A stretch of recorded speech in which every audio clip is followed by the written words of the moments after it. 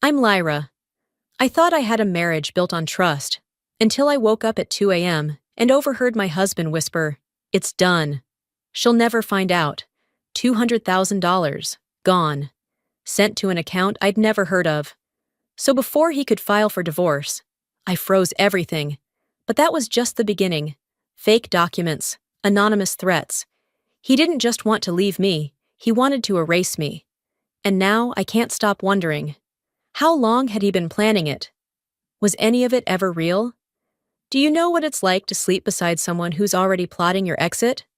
I woke up to the kind of stillness that doesn't feel peaceful, it feels wrong. My hand instinctively reached for the other side of the bed, expecting warmth, a familiar shape, the quiet rhythm of his breath. But the sheets were cool, flat. He hadn't just stepped out. He'd been gone.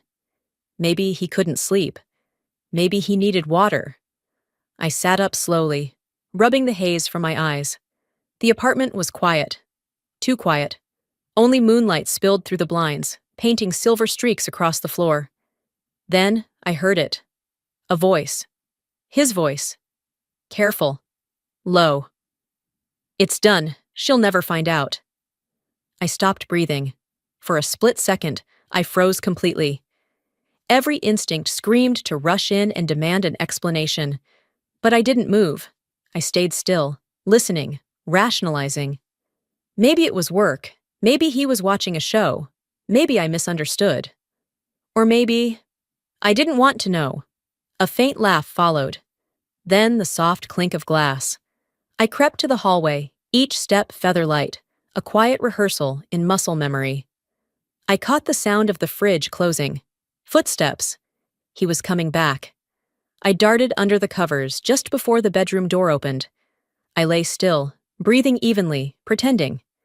The mattress dipped. He settled beside me, his breath long, exhaling like someone who'd just offloaded a burden. I shifted slightly and mumbled, "Where were you?" "Bathroom," he answered without hesitation. "And the call?" "Client. East Coast stuff. You know how it is." I let silence do the rest. Then I rolled over and faced the window, heart pounding, thoughts racing. By morning, I still hadn't slept. Once he slipped into a deep snore, I got up. Quiet, barefoot. I walked to the kitchen and pulled my phone from the charger. I hadn't checked our joint account in months. That was Callan's role, his financial hat, as he called it. But this time, something in me refused to stay blind. I logged in. A transfer. $200,000 to something called Kale Enterprises. I stared at the name. It wasn't a client, not a vendor, not something we'd ever discussed. My stomach dropped. I refreshed the screen. The number didn't change. Gone. I snapped out of my fog, opened my private cloud, and uploaded everything. Screenshots, logs, transaction details. Triple encrypted. Sent it to a backup email no one else knew. I didn't confront him. Not yet. This wasn't some spontaneous betrayal. It was premeditated, strategic. And I've been a strategist for 15 years. At 6:48 a.m., I called the bank. By 7:15, the account was frozen. I still hadn't said a word to him, but I didn't need to. The morning crept in with a gentleness I didn't trust. I stood at the kitchen window, sipping lukewarm coffee, watching light scatter across the glass buildings downtown. The city was waking up, but inside our apartment, time felt suspended. Behind me, the bedroom door creaked open. Callan's footsteps were soft. Too soft, like a man who wanted to seem casual. "Morning," he said, voice laced with the kind of brightness I used to find charming. "Didn't think you'd be up this early." I turned, offered him a tired smile. "Couldn't sleep." He walked over, pressed a kiss against my temple. I didn't flinch, but I didn't lean in either. "Long night?" I asked lightly. He chuckled. "Yeah, had some stuff on my mind. You know how it is. Startup life never really clocks out." He moved past me and reached for the French press. As he poured himself a mug, I watched him. His hands steady, his body relaxed. He looked like someone without a care in the world. He took a sip, then glanced at me. Hey, I was thinking, maybe we should consolidate our emergency info. I arched a brow. What do you mean? He shrugged, casual. Just stuff like passwords, accounts, contacts. In case anything ever happens to either of us. In case something happens? I repeated. He smiled, warm and easy. Don't look at me like that. It's just a smart thing to do. I mean, what if I got hit by a bus tomorrow? That was Callan's style. Wrap poison in honey. Wrap a threat in concern. I set my mug down. I'll think about it. Of course, he said quickly. No rush. Just figured it'd be good to have everything in one place, just in case. The words hung there. Innocent to an outsider. Alarming to someone who had seen the back end of a $200,000 transfer vanish into a ghost account. He wandered into the living room, humming. I stayed rooted in place, head down. The manipulation wasn't loud. It was smooth, polished, and I'd fallen for it before. I sat on the edge of the couch, flipping through a stack of unread mail, and tucked among them was a blank form, subtle but deliberate, an asset declaration sheet. My name already filled in at the top. He hadn't said a word about it. No, hey, could you look this over? No, mind signing this when you have a sec? Just slipped into the pile like junk mail, as if it had always been there. I picked it up, studied the lines meant to list every account I owned, every dollar, every property, every digital wallet. My jaw clenched. He was playing the long game, but he was sloppy. I folded the paper slowly, slid it back between the envelopes, and pushed them aside. He wouldn't catch me off guard twice. As I sat there pretending to scroll my phone, my mind drifted, back to last Thursday. The dinner he insisted we have with my mother. Just the three of us, he'd said. Haven't caught up with Era in a while. It had seemed innocent enough. I hadn't suspected a thing. But now, retracing every word, every pause, I saw it differently. He'd booked the place she loved, the little French bistro off Clark. He ordered her favorite wine, toasted to family and the future, said things like, Lyra and I are looking at long-term plans, real stability stuff. And I had smiled, played along. My mother had teared up halfway through her creme brulee. I'm so glad you two are still solid, she'd said. In today's world, real marriages are rare. Callan reached for my hand then, squeezing it just enough to make me believe he meant it. It wasn't love, it was theater. He was rehearsing the lines for an audience. Looking back, I realized he had never mentioned us in that dinner. It was always preparation, structure, legacy, words that belonged in trust documents, not toasts. I came back to the present just as he re-entered the room. Any plans for today? He asked, sipping coffee, casually scrolling through his phone.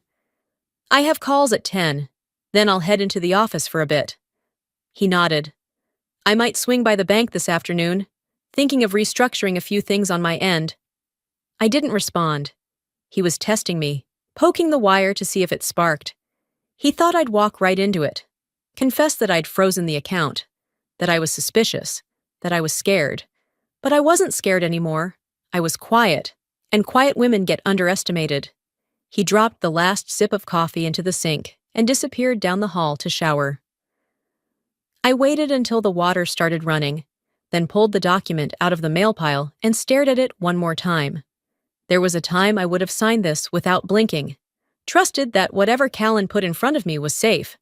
That time had passed. I tore the form in half, then again and again, until it was nothing but confetti in the trash can. You want to play games, Callan? You just sat across from your new opponent. 2 mornings later, I found the folder. It was tucked inside a stack of mail on the console table, angled just enough to catch my eye. Cream-colored, neat, labeled Taxes March. Nothing threatening at first glance. I carried it to the kitchen, sat down with a glass of water, and flipped it open. There were receipts, summaries, and then a document I'd seen before, but not like this. A property transfer agreement, and my name was typed on the signature line. I stared at it for a long moment. Not handwritten, not initialed, not signed in ink. Typed. Clean. like someone wanted to skip the messy step of actually asking me. I turned the page back and forth, scanning for details. The condo, the one in my name. A transfer of partial ownership, effective immediately. All it needed was a signature, and someone had faked mine. The pressure in my chest tightened like a vice. 2 weeks ago, Callan had asked me to sign a couple of forms while I was on a call. He stood beside me, waving a pen, smiling like it was nothing. I told him to leave them on the counter. I never signed. I remember that moment with absolute clarity because I'd made a mental note to review the forms later, and when I came back, they were gone. Now here they were, slightly altered, rebranded as tax paperwork. This wasn't carelessness. This was deliberate. I took out my phone, snapped high-res photos of each page, and uploaded them to my encrypted cloud folder. Then I forwarded everything to Marin, my lawyer. No explanation, just a subject line. Callan, for reference. I didn't storm into the bedroom. I didn't throw the papers in his face. If you're going to war, you don't announce it from the front porch. You prepare. I made it into the office that morning without breaking down, which, in itself, felt like a small miracle. My assistant, Nessa, met me with a cautious smile as I stepped into my glass-walled corner suite. "Morning," she said, voice a little too gentle. "You've got back-to-back starting at 9. "Perfect. Thanks, Nessa," I said, trying to focus. I was halfway through scanning a client brief when she knocked again, this time softly. I looked up. Her eyes didn't meet mine. "You're not gonna like this," she said, stepping inside and shutting the door behind her. "I just heard from someone on the admin floor." I straightened. "Heard what?" "Someone forwarded an email, anonymous sender. It's about you." My heart didn't race. It just went still. She pulled out her phone and handed it to me. I scrolled through the message slowly, reading each word as if it were printed in acid. "Be aware that Lyra Halden has a history of moving joint marital funds into unregistered crypto accounts under false LLC names. Her team should review financial ethics before allowing her continued access to client portfolios. No name, no proof, just enough ambiguity to stir suspicion." And it had been sent to my boss, and copied to HR. I handed the phone back. "Did you read it?" She nodded. "It's garbage. But the timing..." I smiled faintly. "Yeah. The timing, that was Callan's fingerprint. Subtle sabotage, whispered damage." I returned to my desk, opened my email, and there it was, flagged as important. Subject: quick HR check-in today, 2 p.m. That's how it always starts. Quiet, polite. Then it snowballs. I stared at the subject line, not moving. This was what he wanted. If he couldn't control me with money, he'd try to destroy my name, my work, my credibility. Everything I'd built over 15 years of showing up early, delivering under pressure, climbing one rung at a time. I closed my laptop, stood up, and walked to the window. Below me, Chicago pulsed.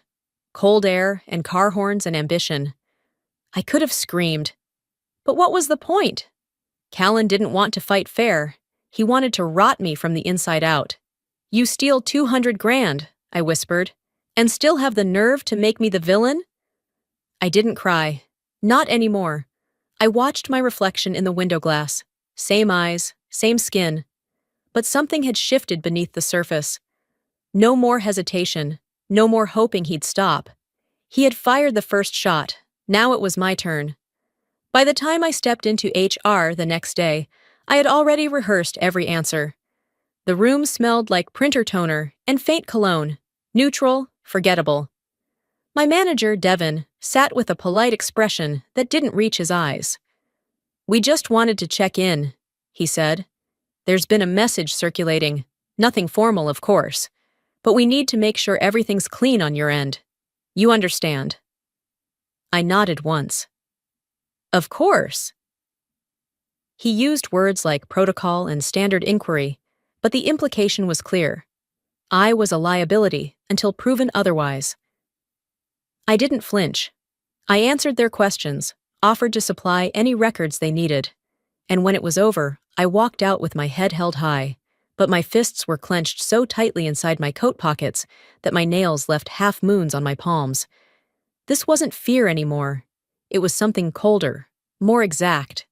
Back at the apartment, the silence greeted me like an unwanted guest, the kind that sits too close and smells like old secrets. I dropped my keys in the dish and froze. Callan was already home. He sat at the kitchen island, calm, composed, drinking mineral water like it was scotch.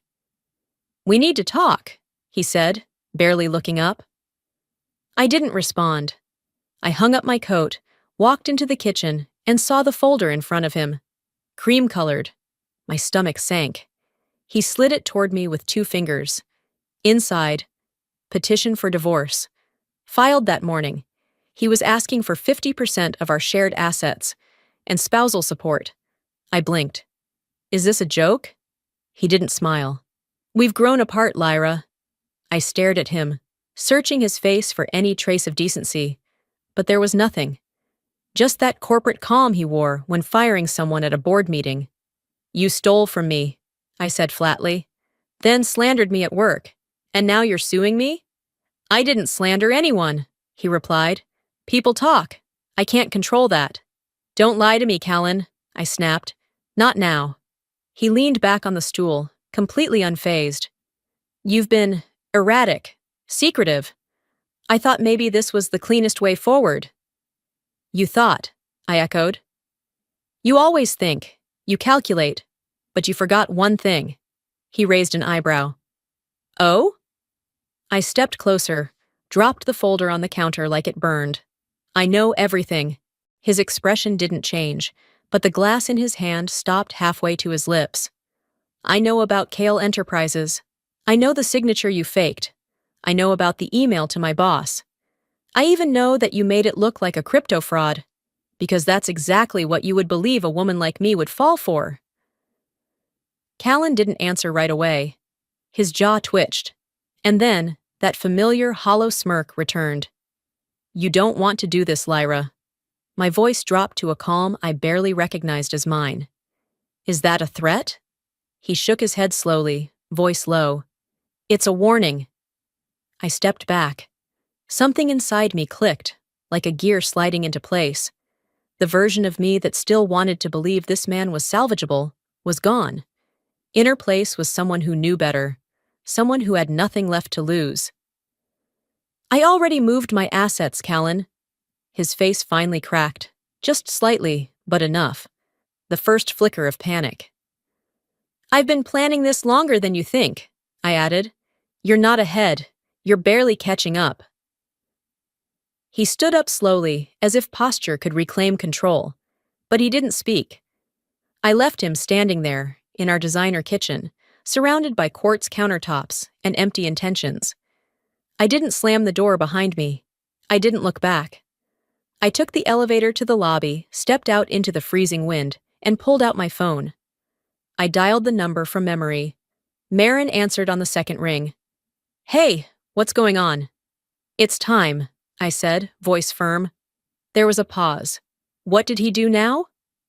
"He filed," I said. "He wants half, and he's playing dirty." Another beat. Then Marin replied, "Then so will I. Meet me at the office tomorrow. We start building." I nodded. "No more defense. I want to hit back."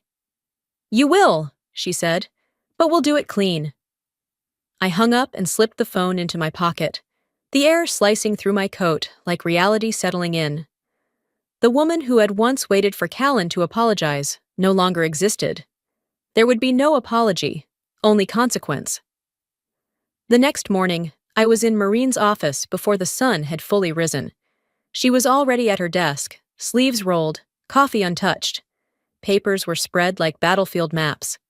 She didn't offer small talk. We didn't need it. "I've read through his petition," she said. "It's nonsense. He's banking on you folding before discovery." "I'm not folding," I said. "But I need to know where the money went. The $200,000 transfer, it's the key." She nodded, then leaned back. "Do you still have that contact? The analyst from Fairfax?" "Juno?" I paused. "Yeah," She still owes me one. An hour later, I was dialing Juno Crest's number from Marin's office phone. She picked up on the second ring, voice sharp as ever. Didn't expect to hear from you again? I need a trace run. Clean, fast, quiet. That's how I operate, she said. Send me what you have. By lunchtime, I had forwarded her the full transaction record, plus the screenshots of the Kale Enterprises deposit. Give me 12 hours, she said. I hung up. Maureen glanced at me. She reliable? She's better than reliable. She's the one who found a Cayman trail on an international wire fraud case 2 years ago when federal agents missed it. Maureen gave a single approving nod. Then we wait. But I didn't wait well. That evening, I paced through the condo. The apartment felt hollow, like even the walls were trying not to listen. I made tea, poured it out, picked up a book, put it down. Finally, around 11:42 p.m., my phone buzzed. Juno Crest. Found something. Can we talk now? We jumped on a call. Her voice was faster this time, more urgent. The $200,000 was routed through Kale Enterprises Ledyard, yes. But it didn't stop there. That's just the shell. I sat up straighter on the couch.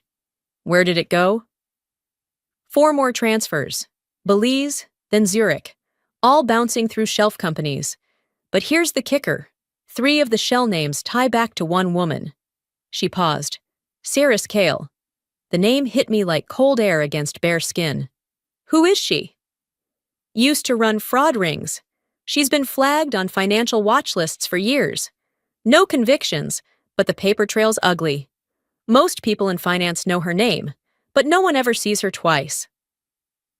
I felt my pulse pick up. So Callan didn't just stash money. He partnered with someone like that? Juno replied.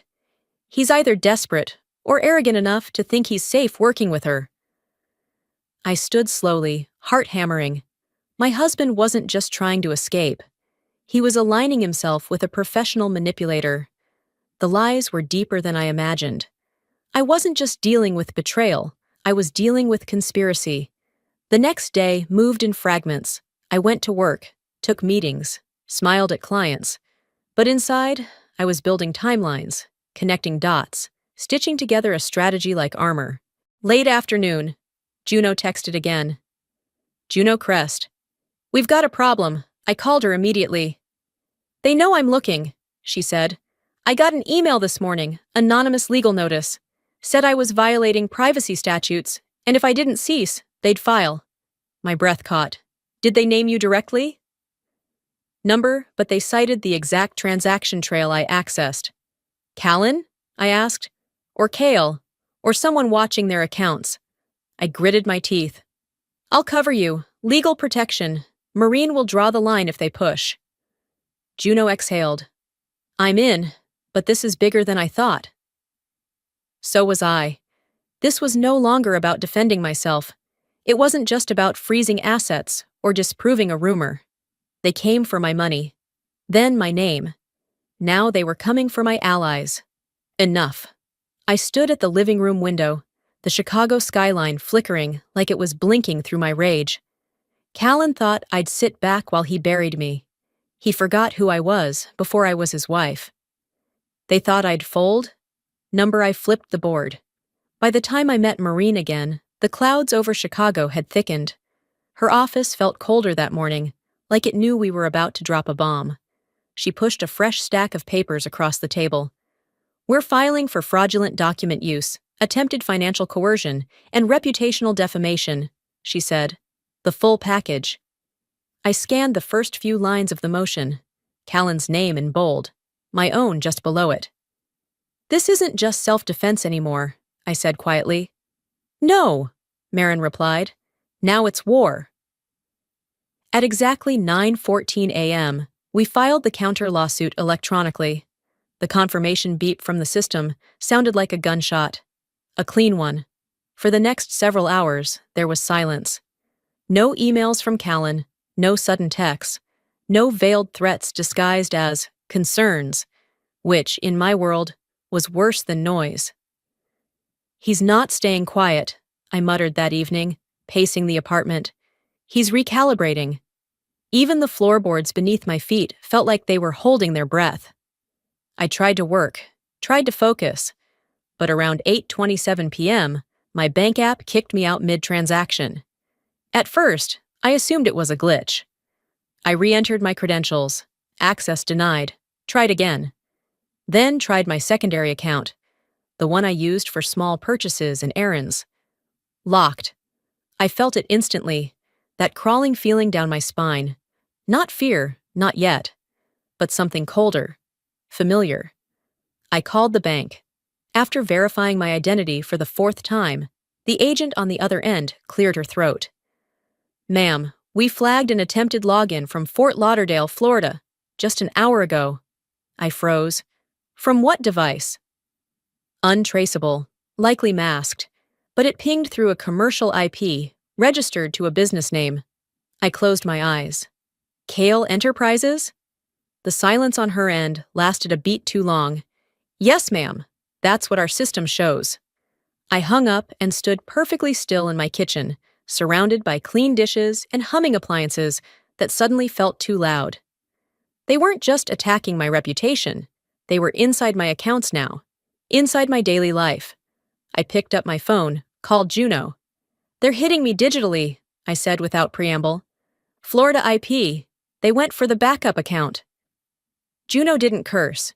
She was too professional for that. But her breath hitched. "They're escalating," she said. "This is intimidation. Classic Cirrus Kale playbook."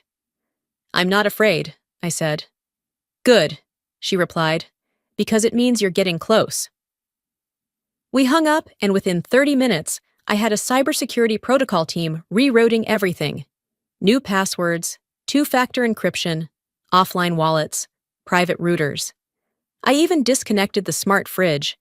You never know what's listening. That night, I didn't sleep. I built firewalls. I uploaded backup drives.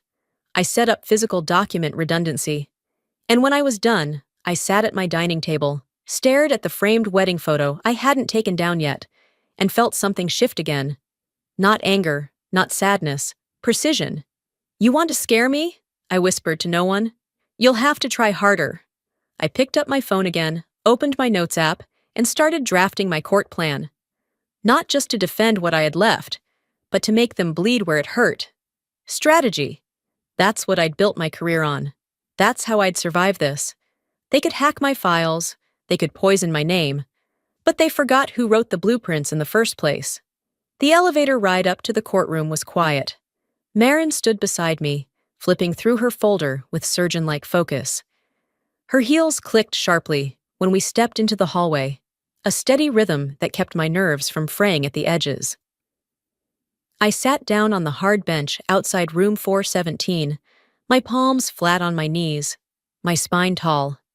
I wouldn't give anyone the satisfaction of seeing me shake. Marin glanced at me. "They're not ready for what we're bringing." I nodded, eyes locked on the door ahead. Callan arrived 5 minutes later with 2 lawyers in tailored suits and an arrogance that could have filled the entire floor. He didn't look at me. Not at first. But I saw the way his jaw tightened when he spotted Marin. Inside the courtroom, the air was stiff with silence. The judge entered, stern, unreadable. We all stood. Then Callan's attorney stood up. "Your Honor, our client has reason to believe that Ms. Halden has engaged in intentional financial misrepresentation. We've submitted evidence suggesting that she moved large sums of money without disclosing the intent, violating both fiduciary and marital trust." He passed a thick binder to the clerk, who handed it up to the judge. The documents were stacked with time-stamped screenshots, claims of cryptocurrency purchases, shell company registrations in Lyra's name. My name. They had created a fiction and dressed it in legal formatting. Callan looked smug, like a man who thought he'd already won the game before the pieces were even in place. Then it was Marin's turn. She rose slowly, unshaken, professional, her voice calm but cutting. "Your Honor, we've reviewed these documents. We've also submitted forensic reports from 2 independent analysts, Both confirmed that several of the alleged accounts in question did not exist at the time these transfers were supposedly made. She turned, handed her own folder to the judge. Furthermore, the email metadata and server paths proved that these documents were created after our client filed her counterclaim, suggesting motive and intent to mislead. The courtroom fell still. Even Callan's posture shifted, just slightly. A small crack in the marble. Marin continued. We respectfully submit a motion to dismiss Mr. Voss's claim in full and to file a defamation suit against both Mr. Voss and any known associates responsible for document fabrication.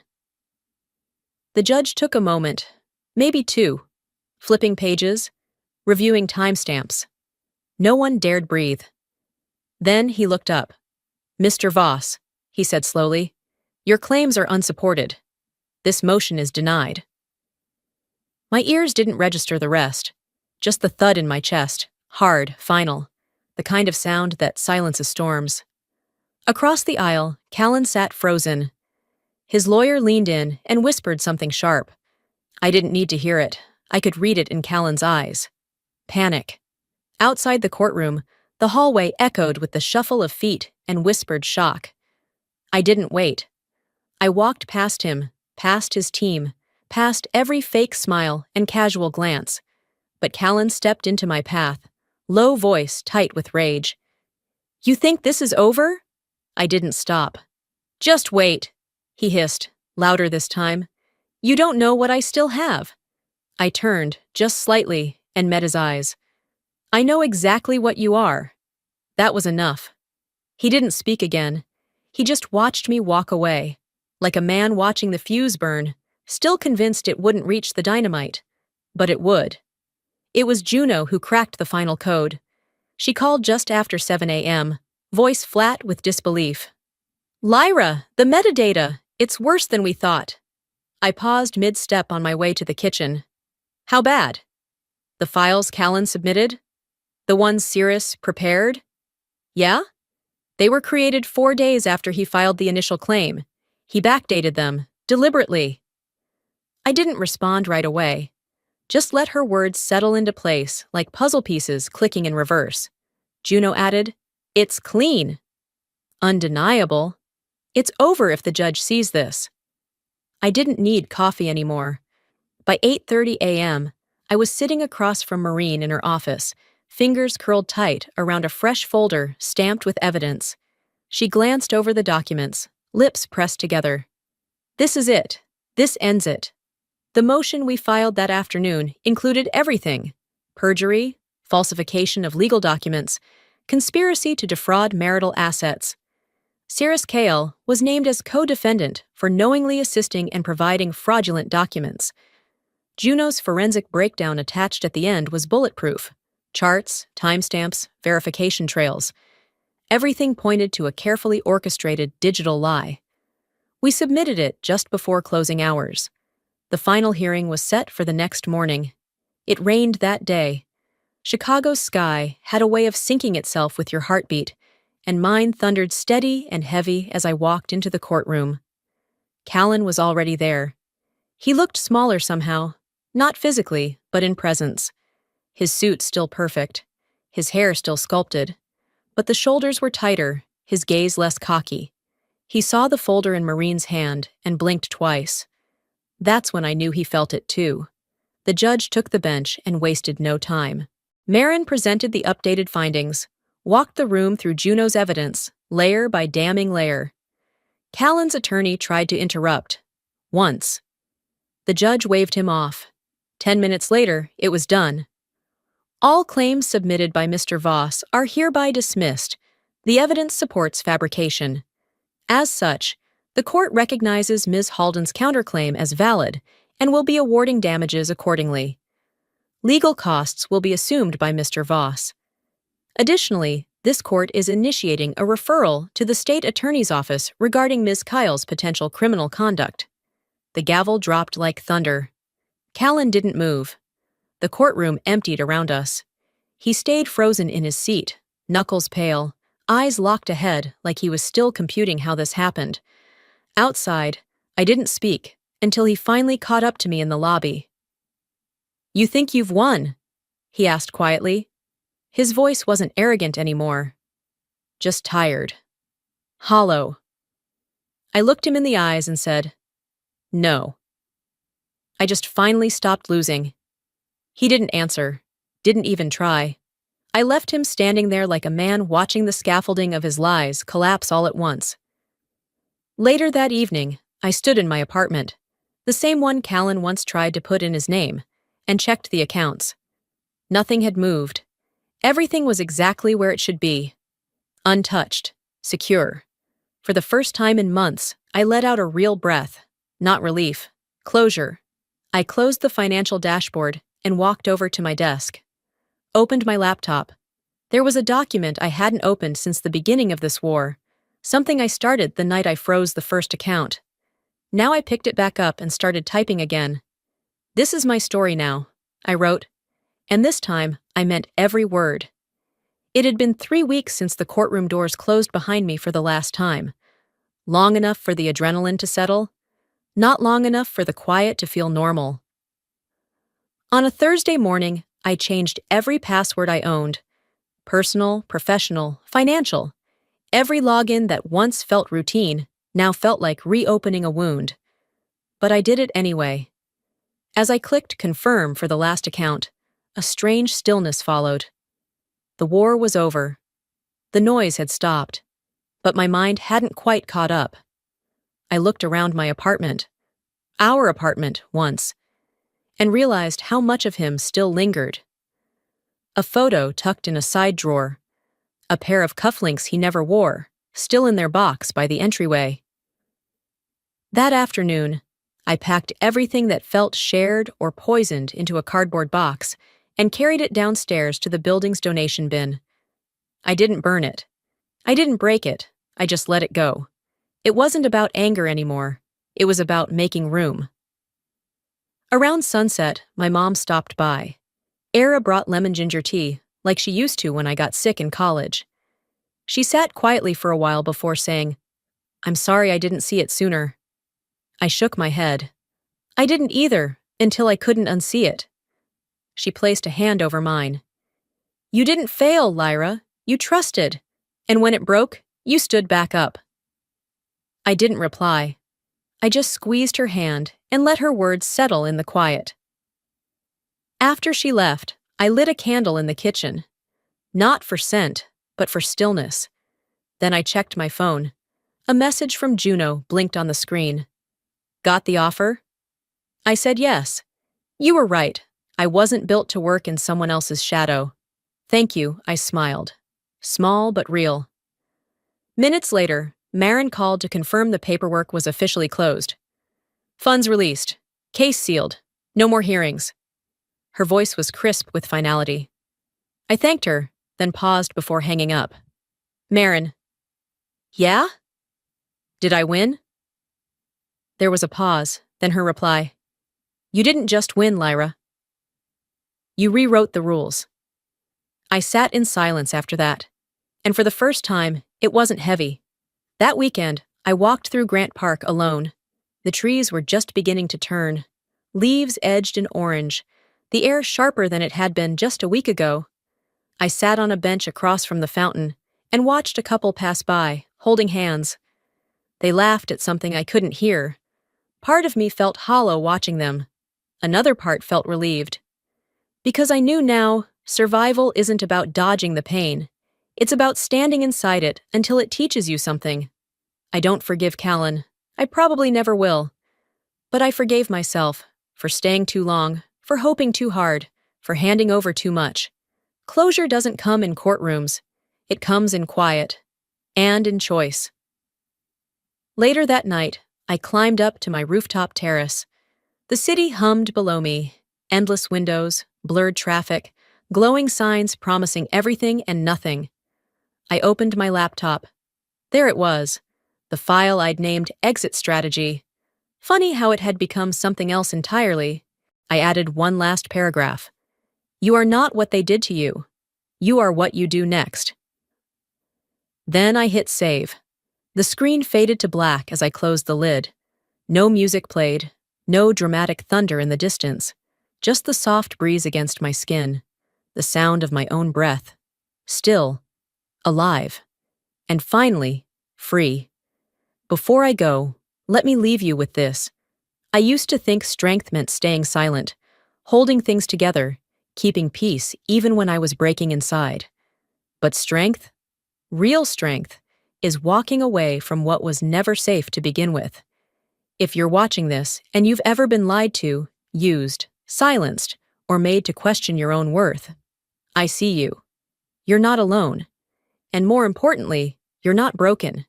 You are not your past. You are your next decision. You get to rebuild. You get to set the rules. And you don't owe anyone an explanation for choosing peace over performance. For me, the most powerful move wasn't revenge. It was reclaiming my voice.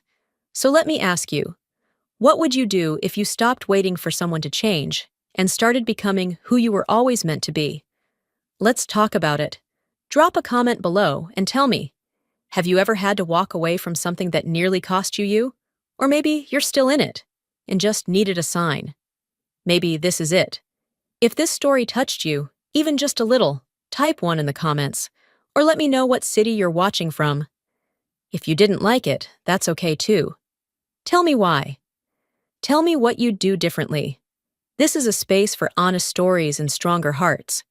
And if you want more true stories that hit deep, about betrayal, survival, healing, and hope, don't forget to subscribe to the channel.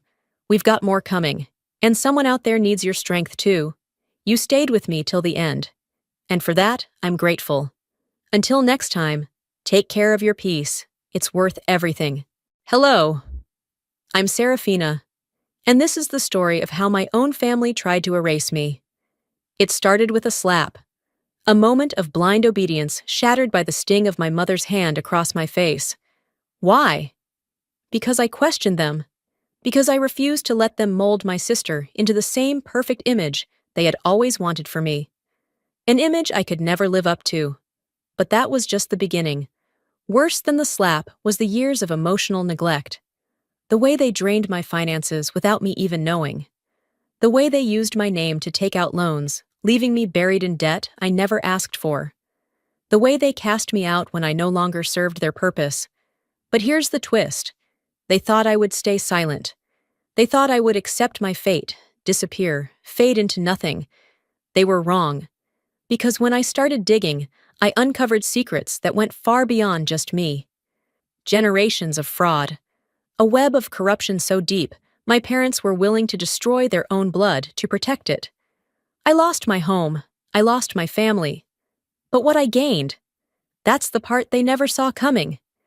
If you've ever felt like the outsider in your own family, if you've ever questioned why you were never enough, then you need to hear this story. Because the worst betrayal, it wasn't the slap. It was everything they did after. The house smelled of fresh brewed coffee and lemon-scented cleaner. A picture-perfect evening in our quiet suburban neighborhood.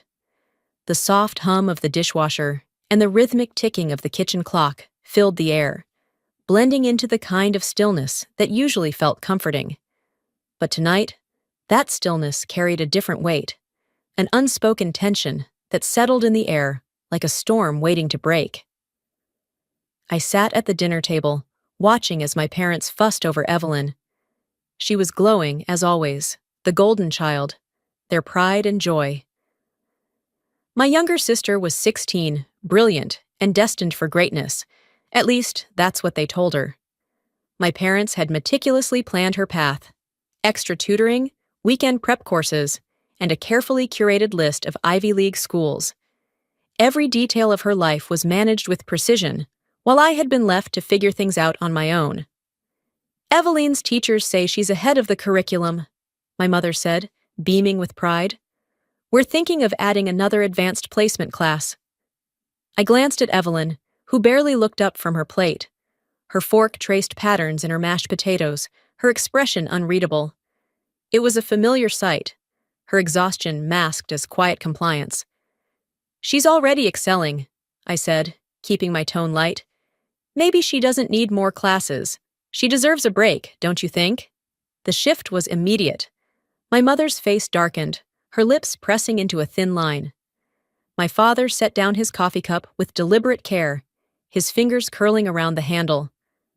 Across from me, Evelyn froze, her hand tightening around her fork. "You don't know what you're talking about," my mother said sharply. "She needs every advantage she can get." "She's barely sleeping as it is," I countered, my voice steady but firm. "What's the point of pushing her so hard?" The silence stretched, thick and suffocating. My father exhaled slowly, his gaze cold and disapproving. And then it happened. The slap came so fast I barely registered it. The sharp crack of her palm against my cheek echoed through the room, louder than the ticking clock, louder than my own heartbeat. My head snapped to the side, my skin burning where she had struck me. For a moment, everything went still. I touched my cheek, fingers trembling.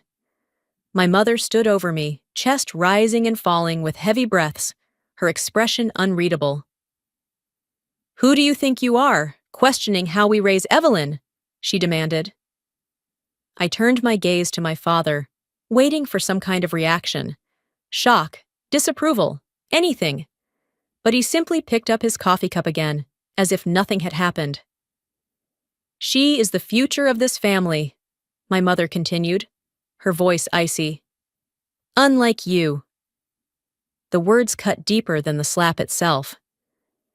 Evelyn's chair scraped against the floor as she pushed back, her face pale.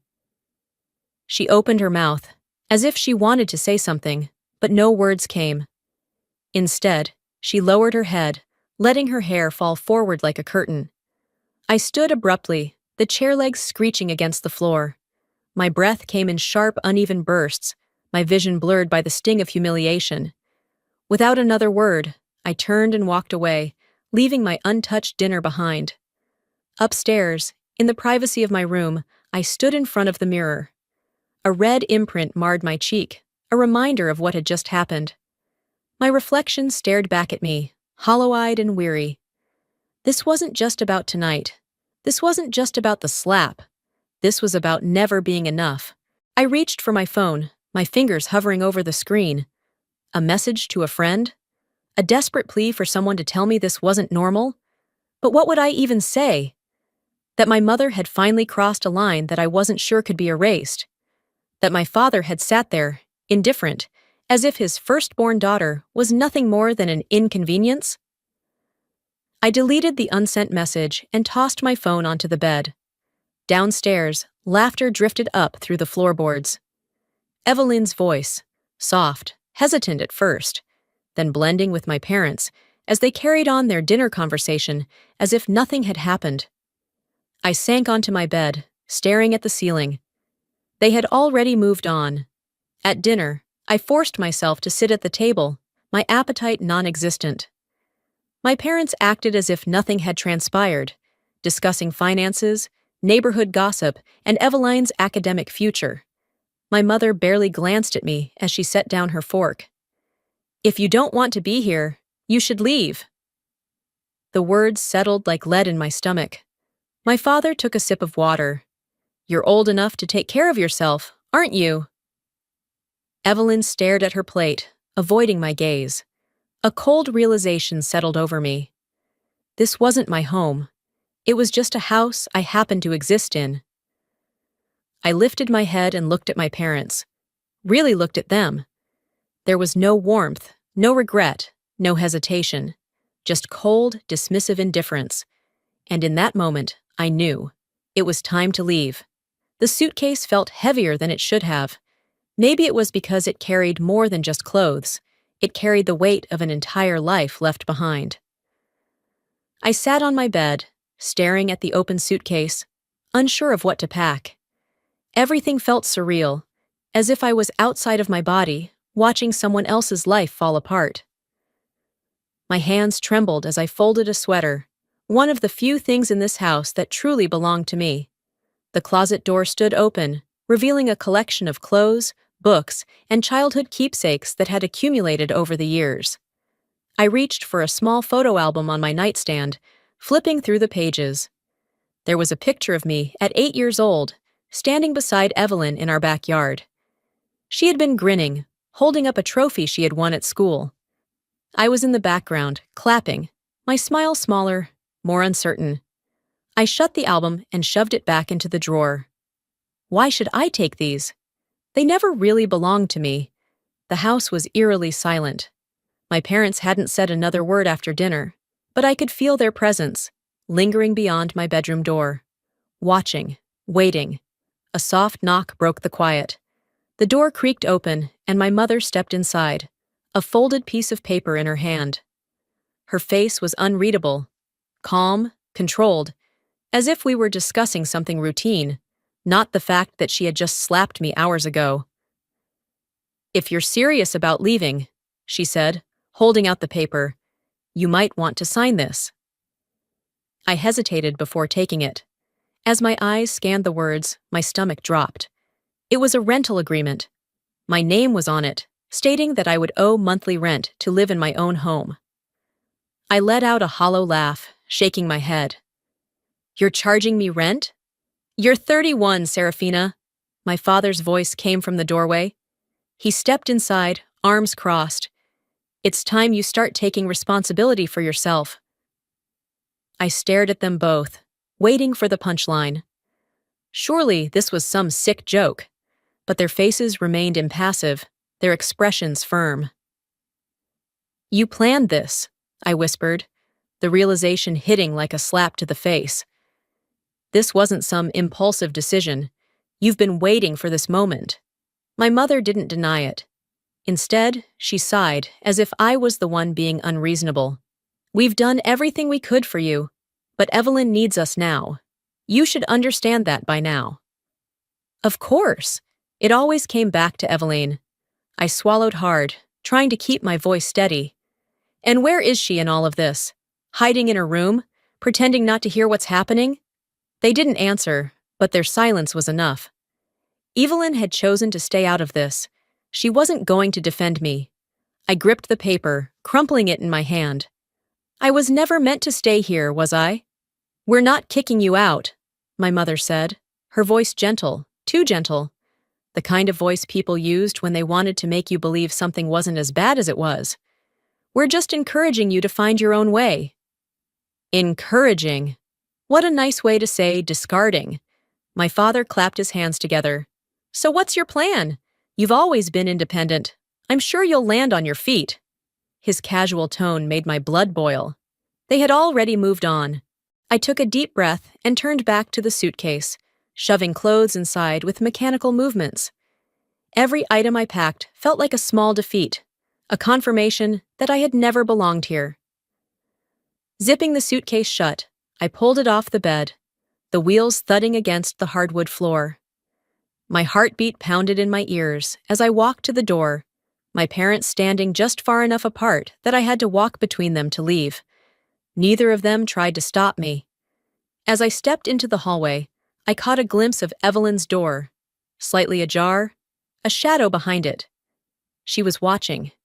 I paused, waiting, hoping she would step forward, say something, anything, but the door remained still. I let out a breath and walked down the stairs. At the bottom, I hesitated. Some part of me, the foolish part, wanted one last moment of recognition. A tear in my mother's eye, a flicker of doubt in my father's expression. But they simply stood there, unmoving. My mother smoothed out an invisible wrinkle in her blouse. "Don't make us regret raising you." I let out a short laugh, but there was no humor in it. "You already do." The front door loomed ahead. I gripped the handle, stepping out into the cold night air. As I stood on the porch, suitcase beside me, one thought echoed in my mind. I was never really a part of this family, was I? I didn't know where I was going, but I knew one thing. I could never go back. The night air clung to my skin, crisp and unwelcoming, as I walked down the dimly lit street. My suitcase rattled against the uneven pavement, the sound unnervingly loud in the quiet. Streetlights cast long, distorted shadows, stretching across the sidewalk like eerie reminders of how alone I truly was. I kept my gaze forward, refusing to look back at the house I had left behind. That place had never felt like home, but now it was something worse. A door permanently closed to me. Pulling my phone from my pocket, I checked the screen. No missed calls. No messages. Nothing. I swallowed hard, ignoring the hollow ache in my chest. Had they even noticed I was gone? Had they even cared? Of course not. I should have known better than to expect anything different. I kept walking, my feet moving on autopilot, though I had no destination. The realization gnawed at me. I had nowhere to go. I paused at the edge of a quiet intersection, the glow of a small coffee shop catching my eye. Inside, families sat together, laughter spilling through the glass as they shared meals, conversations, warmth. I stood there, watching them for far too long. Why wasn't I born into a family like that? I shook the thought away and turned, heading down a quieter street. The first wave of reality hit me with full force. It was late, and I had no place to sleep. Panic bubbled under the surface, but I forced myself to stay calm. I needed a plan. I pulled up my banking app, my heart sinking as the balance flashed on the screen. $278.94. That wouldn't last long. A cheap motel for a few nights? Maybe. But then what? A part of me considered calling a friend, but the thought made my stomach twist. Who would take me in? Everyone had their own lives, their own problems. I had spent so long pretending to be fine. How could I suddenly show up at their doorstep, expecting help? I kept scrolling through my contacts, my thumb hovering over names I hadn't spoken to in months, even years. Each one felt like a door I couldn't bring myself to knock on. I was about to put my phone away when a message flashed on the screen. Unknown number. Are you okay? I froze, my breath catching. I didn't recognize the number, but something about it sent a chill through me. A moment later, another message appeared. Eveline. My fingers tightened around the phone. Why now? After all this time? I hesitated before typing a response. Then deleted it. Typed again. Deleted. Finally, I sent, "Why do you care?" The response came almost instantly. I wanted to say something, but I couldn't. I stared at the words, my heart twisting. She was safe in that house. She had everything. And yet, she had been silent when I needed her most. I didn't reply. What was the point? I shoved my phone back into my pocket, my throat tight with unshed emotion. I needed to focus. A memory surfaced, unbidden. A face. A name. Uncle Alaric, the black sheep of the family. The outcast. The one relative my parents barely spoke about. The last time I had seen him, I had been a teenager. He had never fit into the mold my parents expected. Too soft, too unambitious in their eyes. But he had always been kind to me. Would he even want to see me? Did I have any other choice? I checked the time. The last bus of the night would be leaving soon. If I was going to do this, I had to go now. I dragged my suitcase toward the nearest bus stop, the city lights blurring around me. The weight of everything threatened to pull me under, but I kept walking. I had nowhere else to go. If Uncle Alaric didn't take me in, I had no idea what I would do next. The apartment complex was smaller than I expected, and standing outside his door, I hesitated before knocking. The building had a worn-out charm, the kind that told stories of time and quiet resilience. The dim hallway light flickered above me, casting long shadows against the faded walls. The smell of something slightly burnt wafted through the corridor, mixed with the distant sound of a TV playing in another unit. I adjusted my grip on my suitcase, my pulse quickening. What if he didn't want to see me? What if this was a mistake? But I had nowhere else to go. Before I could talk myself out of it, the door swung open. Alaric stood there, looking almost exactly as I remembered. Tired eyes, slightly unkempt hair, the same hesitant kindness behind his gaze. His face registered surprise for only a moment before it softened into something unreadable. He didn't ask why I was there. He just stepped aside and said, "Come in." I exhaled, not realizing I had been holding my breath, and stepped inside. The apartment was small but warm, filled with mismatched furniture and books stacked in uneven towers on a tiny coffee table. The scent of coffee lingered in the air, mixed with old paper and the faintest hint of cinnamon. It felt safe, a stark contrast to the cold emptiness of the house I had left behind. For a long moment, neither of us spoke. I wasn't sure how to start, and Alaric didn't push. He busied himself in the kitchen, pouring me a cup of tea like this was just another ordinary night. Finally, as he set the cup in front of me, he leaned back and asked, "What happened?" His voice was gentle, but there was an edge to it, a quiet concern buried beneath the words. I swallowed and told him everything.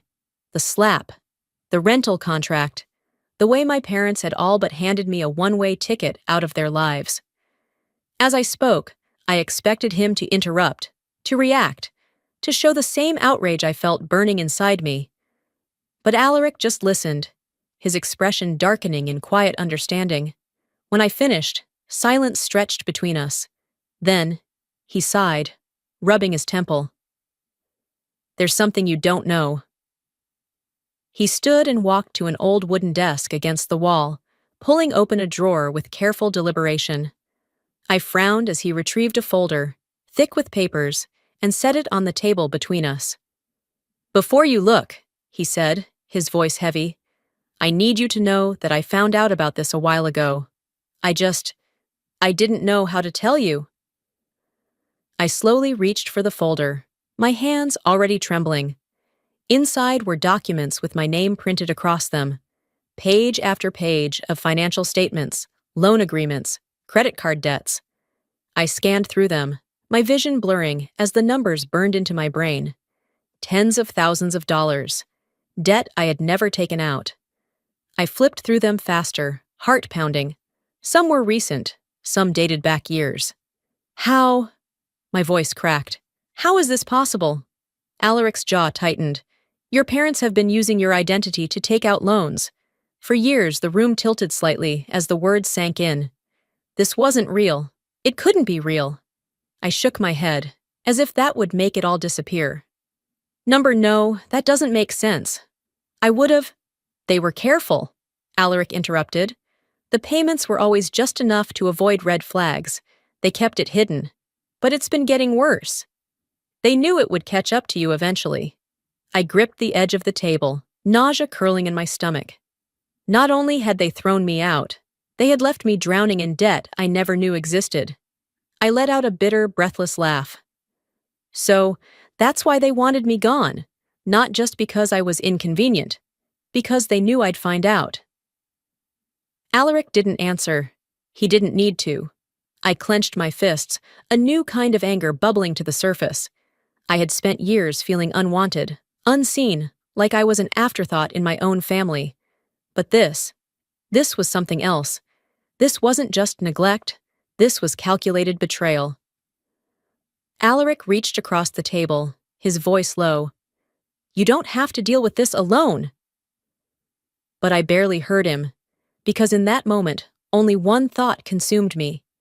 I thought I had escaped them, but even now, they still had their claws in me. I didn't know how I was going to fix this, but one thing was clear. If they thought I would stay silent, they were wrong. I sat at Alaric's dining table, the edges of the papers curling slightly beneath my fingertips. Page after page, my name stared back at me, attached to debts I never knew existed. Bank statements, overdue notices, legal warnings. Each one was another stab to my gut. Tens of thousands of dollars. I rubbed my temples, trying to steady my breathing. Some of these loans had been taken out when I was a minor. How was that even legal? "They stole my identity," I whispered, my voice barely above a breath. Alaric, sitting across from me, folded his hands together, watching me carefully. His silence was louder than any words of comfort he could offer. My mind spiraled, piecing together the reality of what this meant. This wasn't just a financial setback. This could destroy my future. My credit, my ability to get an apartment, a car, a loan of my own. How long had they been doing this? How much had they stolen from me before I even had a chance to build anything for myself? I flipped to another page. A loan for $12,000, taken out when I was 19. My hands curled into fists. They had done this knowing exactly what it would cost me. Alaric exhaled, shaking his head. I don't know how they managed to keep it hidden for so long. I met his eyes. Because no one ever questioned it. A bitter laugh escaped me. That was the story of my life, wasn't it? No one questioned anything. No one thought twice about what my parents did, as long as Evelyn kept shining and I stayed invisible. I set the papers down, pressing the heels of my hands against my eyes. How is this even possible? Why didn't the bank catch it? Alaric hesitated before answering. There are loopholes in the system, he admitted. Parents have access to their child's personal information. Some of them exploit it. I scoffed. Some of them? He didn't argue. But the banks should have flagged this, I pushed. They should have. They didn't because your parents kept up appearances, Alaric interrupted. Payments were made just enough to avoid suspicion, until they weren't. And now that they were done with me, they had left me with the consequences. I leaned back, exhaling shakily. There has to be a way to fight this. Alaric nodded. You need legal help. A name flashed through my mind. Lena. She was an old college friend, a lawyer who specialized in financial fraud. I hadn't spoken to her in over a year, but if there was anyone who could help me navigate this, it was her. I grabbed my phone and sent a text. Hey, Lena, it's been a while. I need your advice on something serious. Can we meet? The response came quicker than I expected. Of course. When and where? An hour later, I sat across from her at a cafe, my stomach twisting as she scanned through the documents. Lena was sharp, methodical. Her eyes flicked between pages, her brows furrowing deeper with every minute. When she finally looked up, her expression was grim. This is bad, Sarah. I let out a dry laugh. Tell me something I don't know.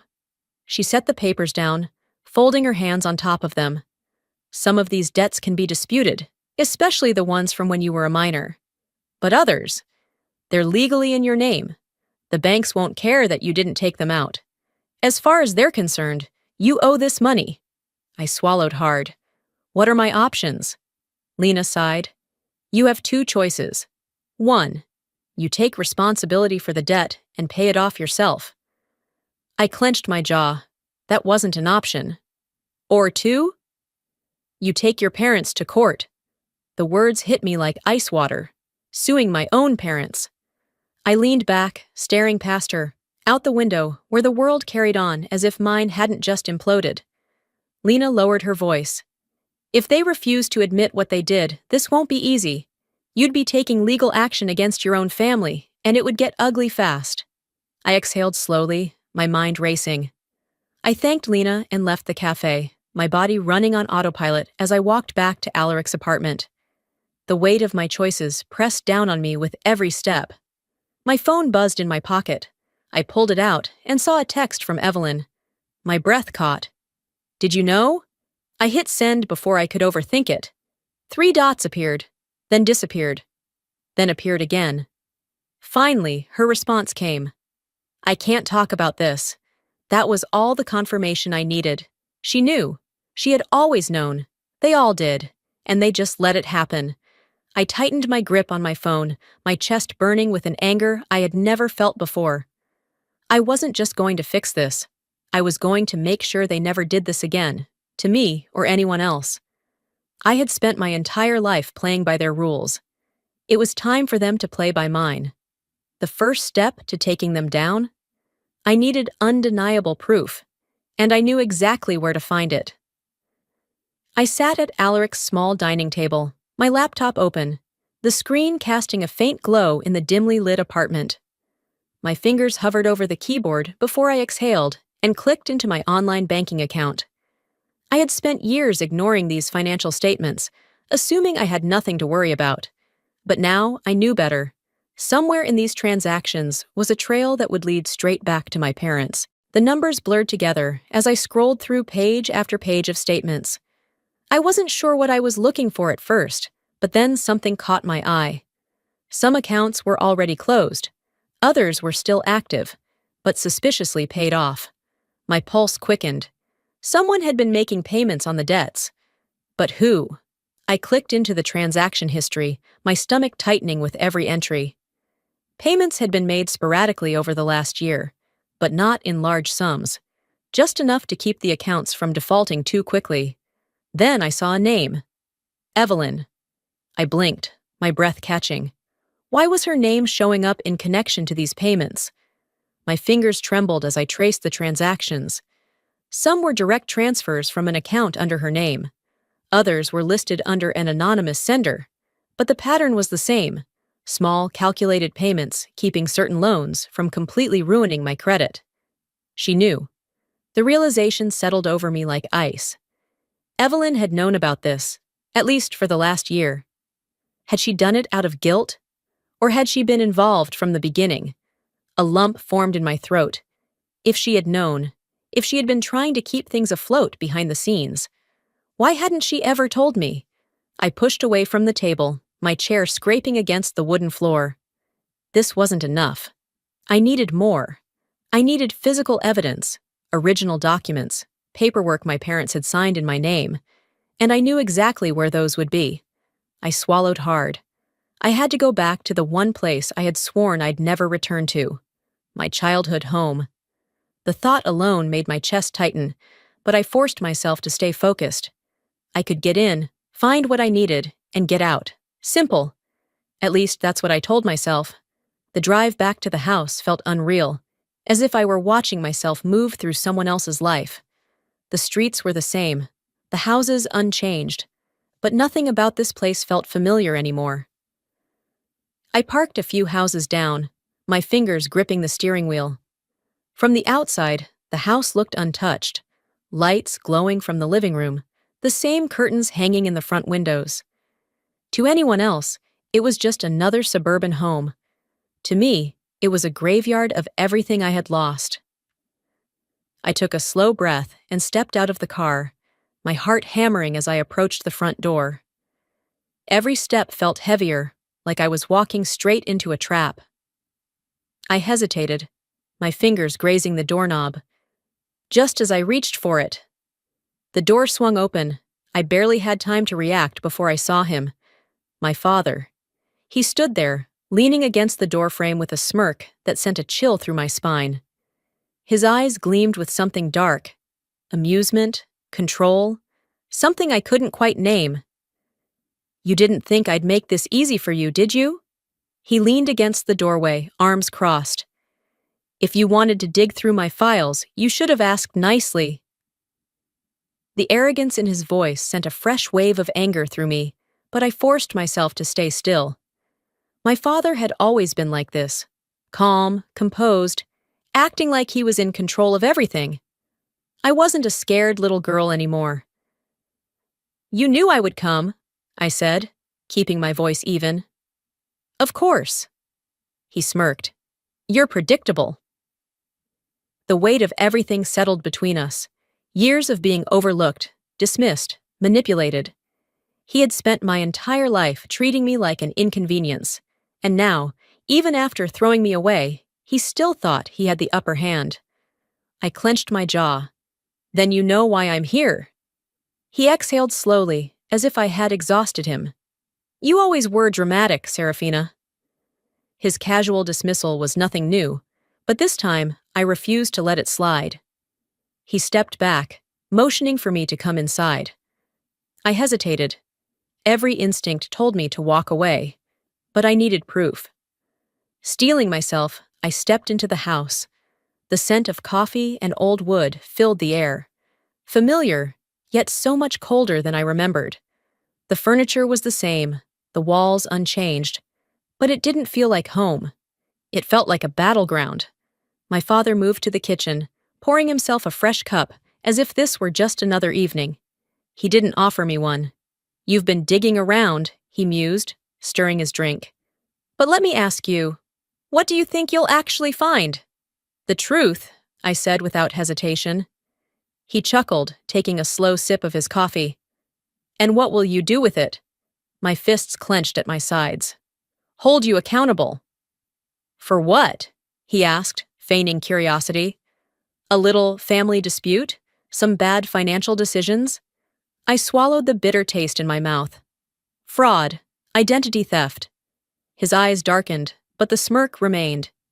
Big words, Sarah. He walked over to the dining table, where a thick folder sat, waiting. My breath caught as he slid it toward me. You want proof? He said smoothly. Here's your proof. I hesitated before reaching for it, my fingers brushing against the worn edges.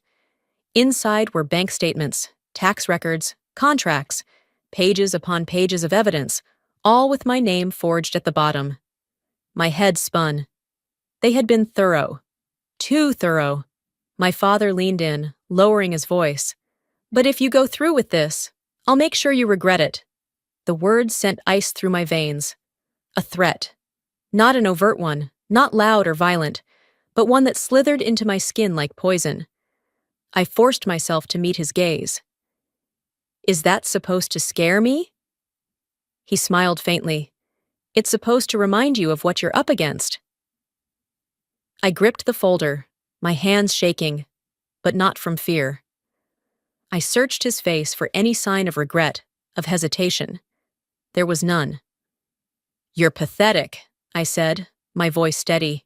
He sighed, shaking his head as if I was the one disappointing him. And you're naive. But go ahead, fight me, see how far you get. I turned on my heel and walked away, my pulse roaring in my ears. I didn't know what was coming next, but I knew one thing, I wouldn't stop. As I stepped outside, the cool air hit me, but the chill I felt wasn't from the wind. It was from knowing that this wasn't over. Not by a long shot. I had the evidence, but evidence wasn't enough. I needed a way to use it without losing everything in the process. Sitting in my car, I stared at the folder in my lap, its weight far heavier than the paper inside.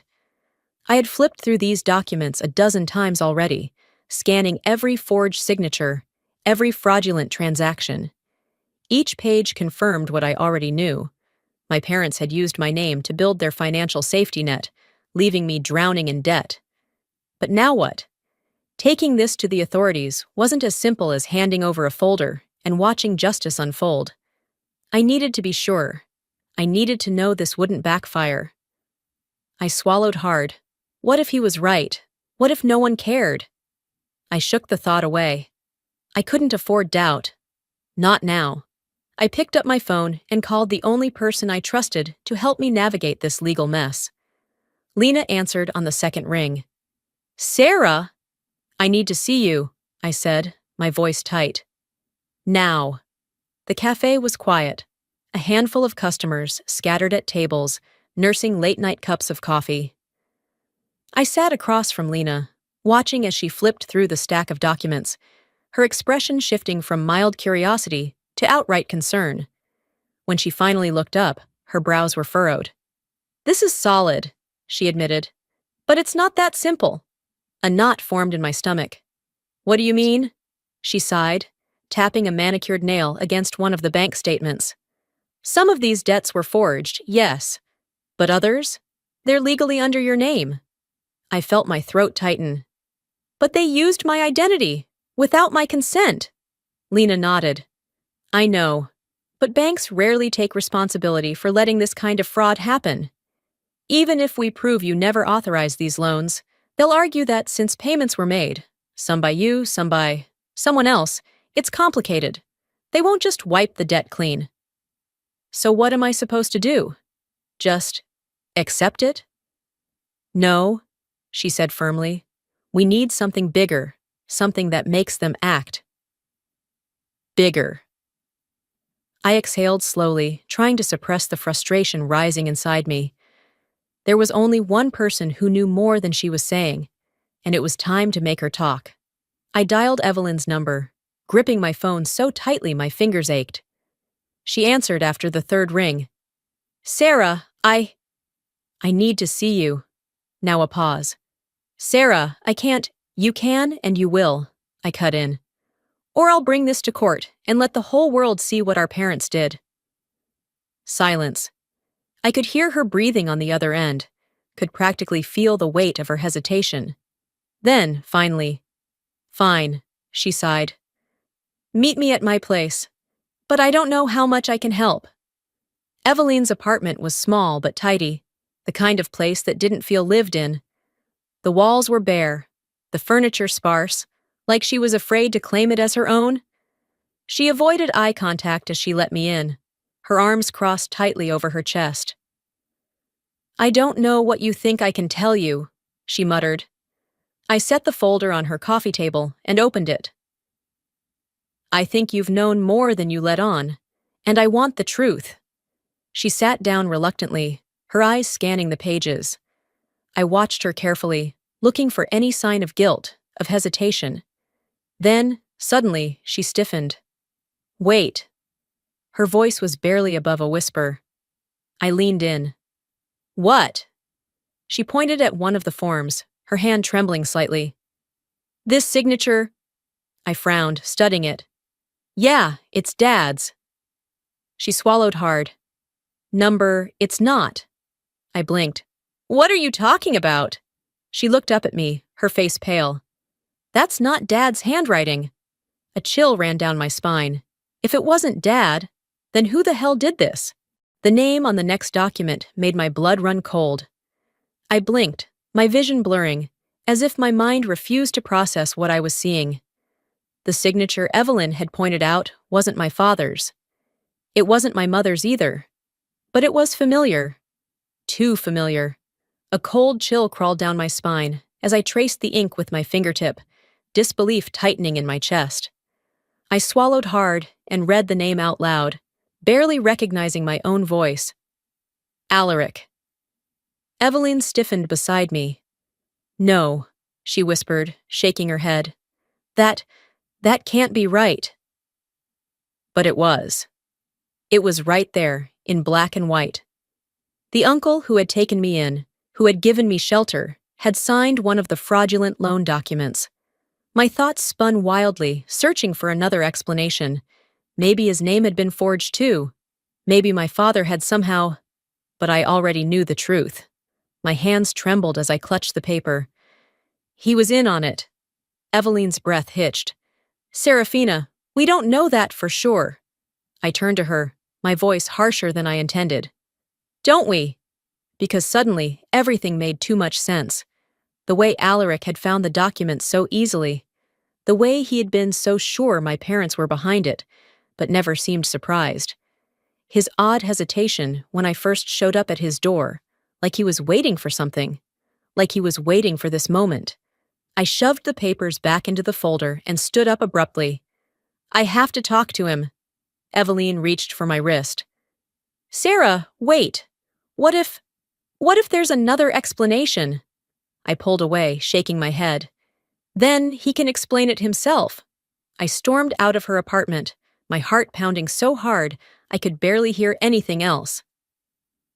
The drive to Alaric's apartment felt longer than ever, every second filled with doubt clawing at my mind.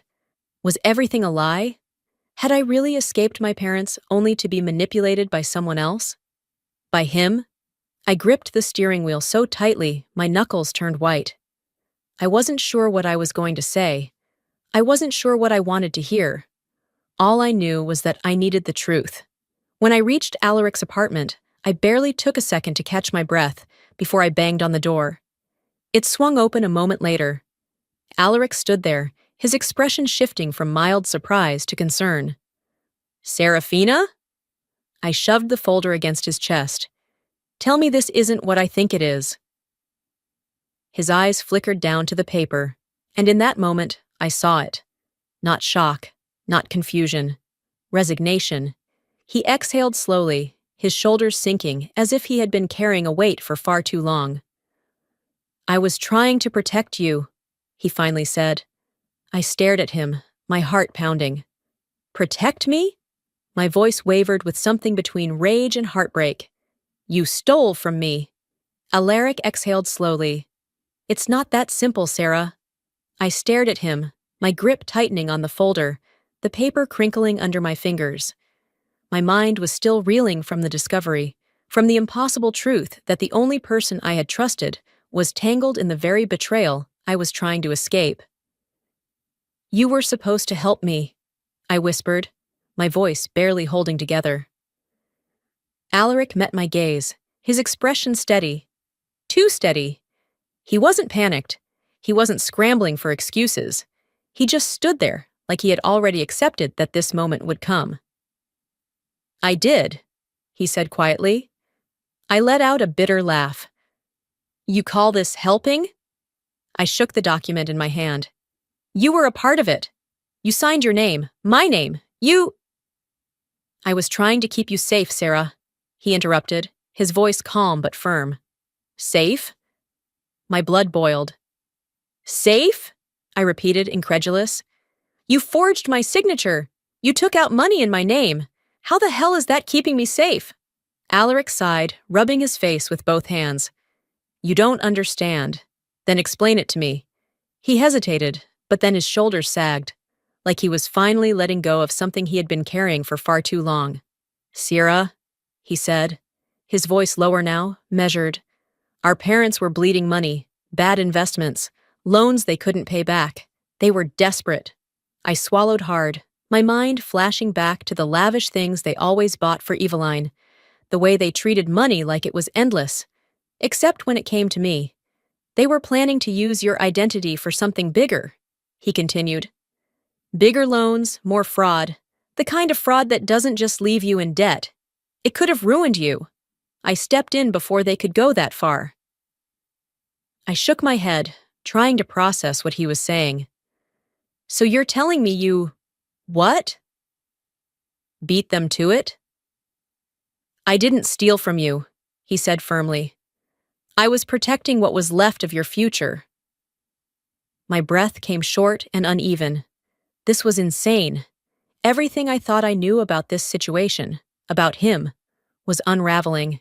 "So let me get this straight," I said slowly. "You committed fraud under my name, but it's okay because you did it before they could?" Alaric's jaw tightened. "You think I wanted to do this?" "Yes," I snapped, "because if you had wanted to protect me, you would have told me the truth."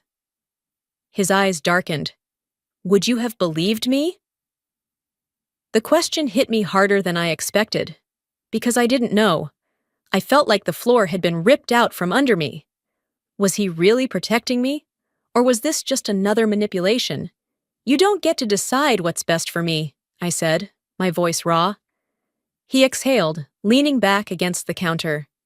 "You're right," I blinked. I hadn't expected him to agree.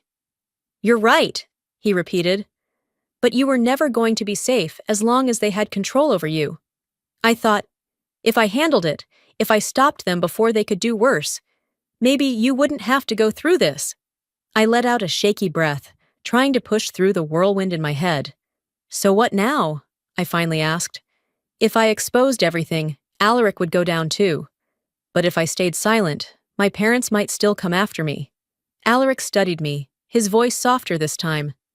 "You have to trust me." I laughed, but it was hollow. Trust him?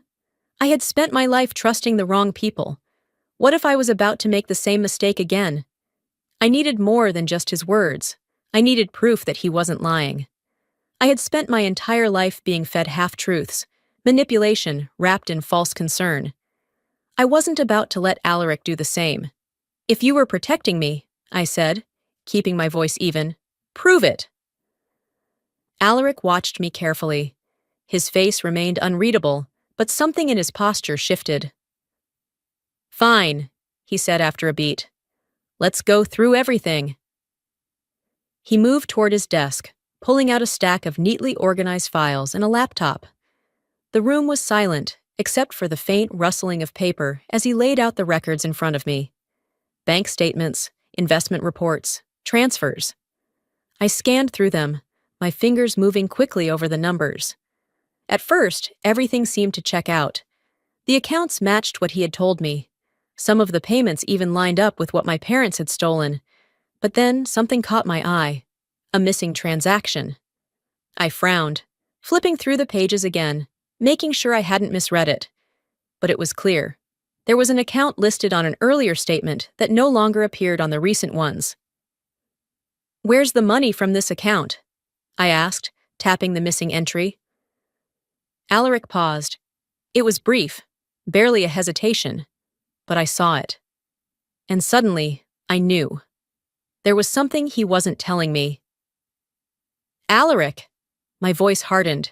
His expression remained neutral, but his hands curled slightly against the table. "It's not important." A cold wave of anger rushed through me. "Not important?" I repeated, my voice rising.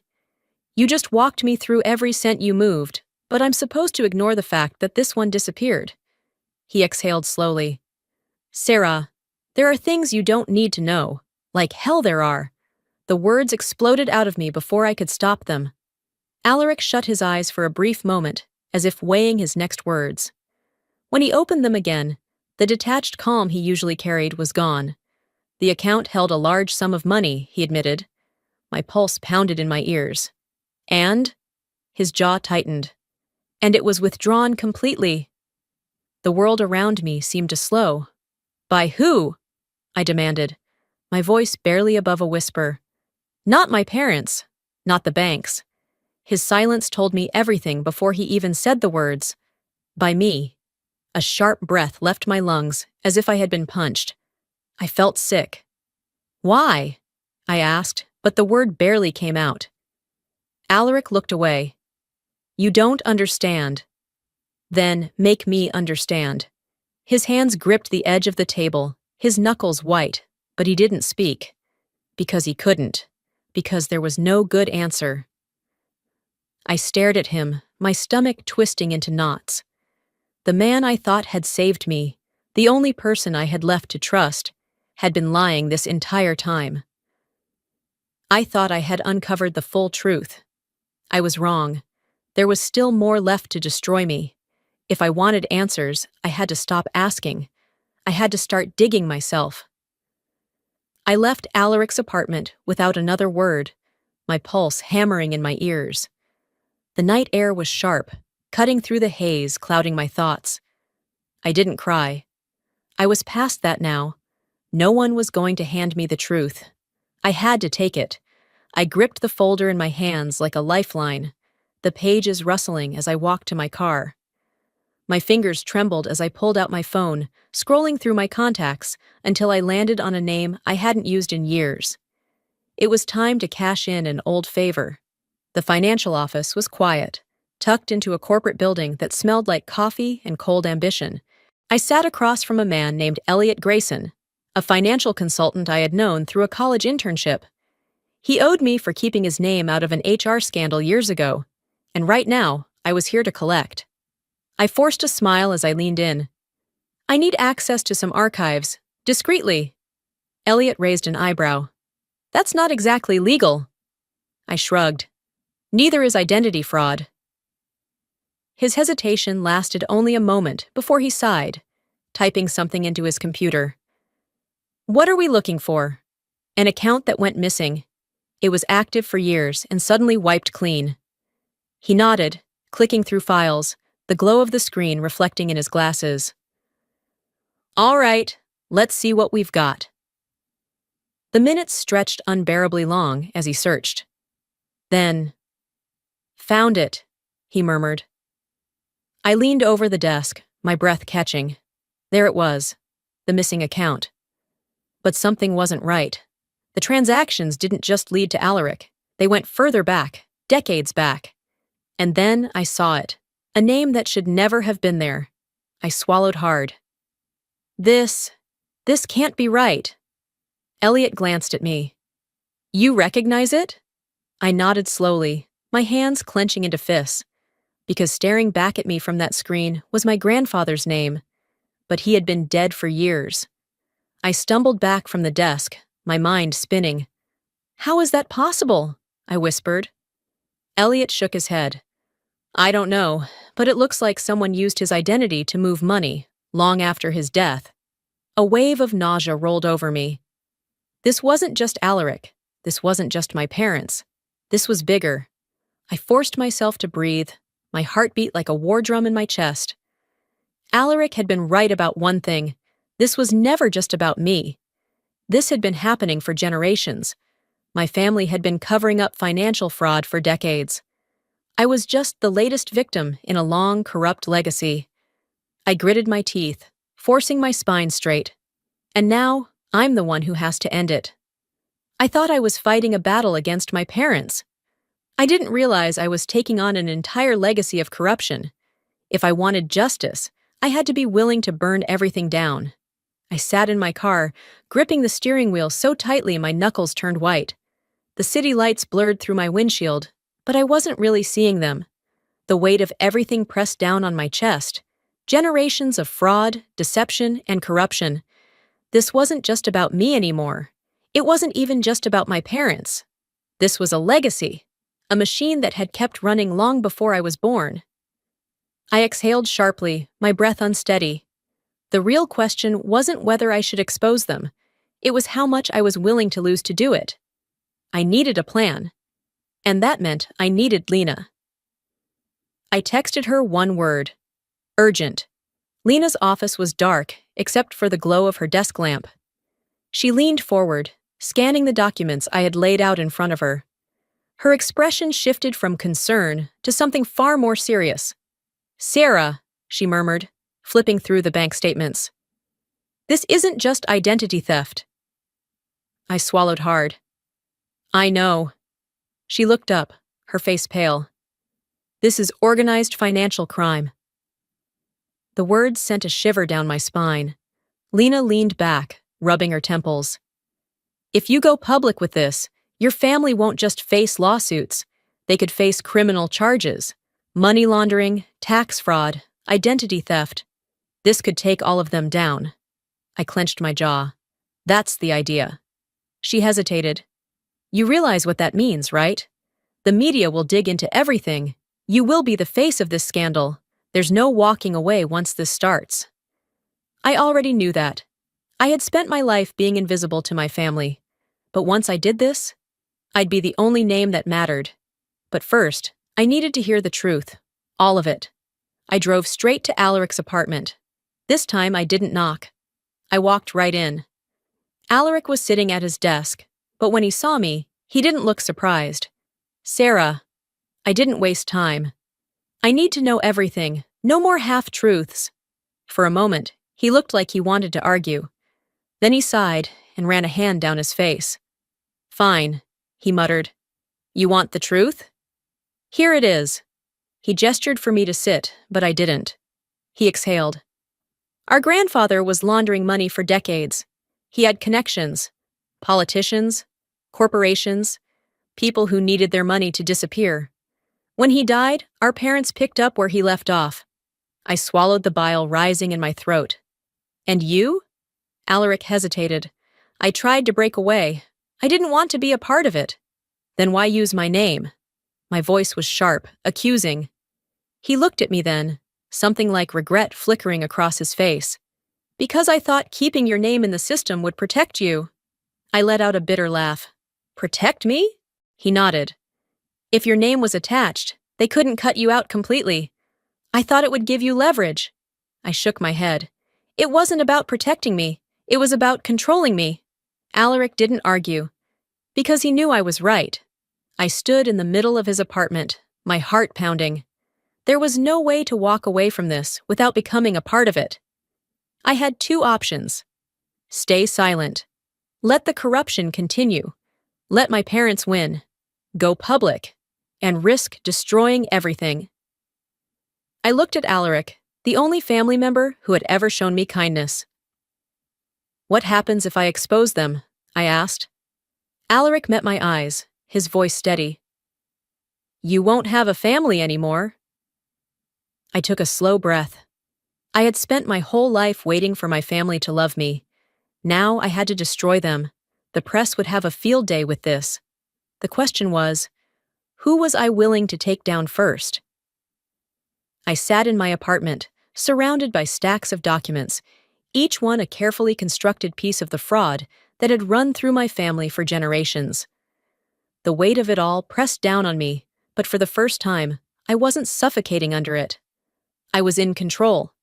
But if I exposed everything at once, they'd all cover for each other. I had to be smart about this. One by one. I needed to find the weakest link, the one who would crack first. My father? Too arrogant. He would fight to the bitter end.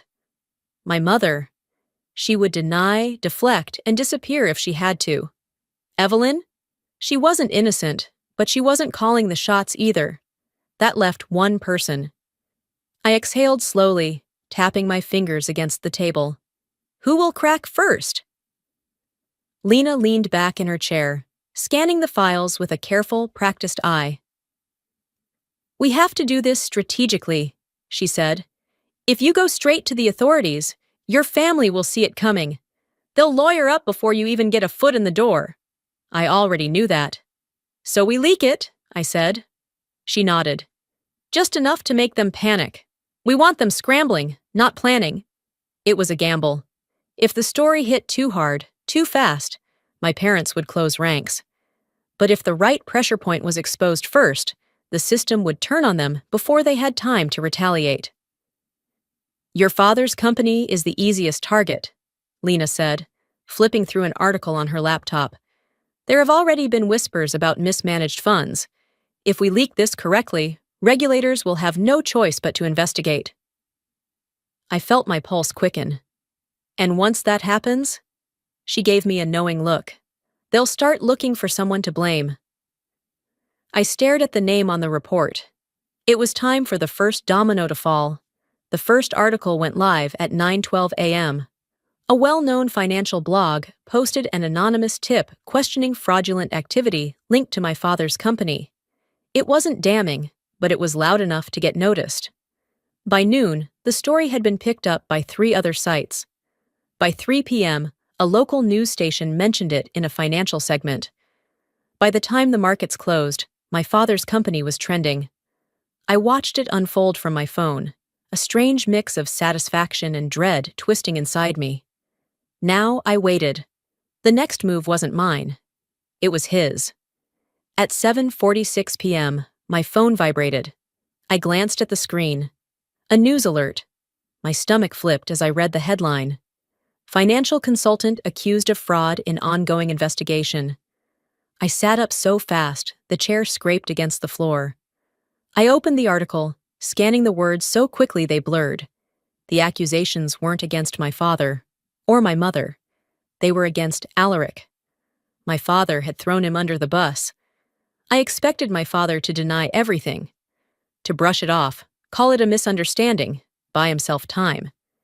Instead, he did something I never saw coming. He sacrificed Alaric. I clenched my jaw, bile rising in my throat. This wasn't an accident, it was a move. By putting the blame on Alaric, he was buying himself time, muddying the waters before the real investigation even began. I swallowed hard. I wanted justice. I never expected them to turn on each other first. Now, I wasn't just exposing them. I was in the middle of a war. The fallout was happening faster than I had expected. News stations flooded the airwaves with my father's carefully crafted response.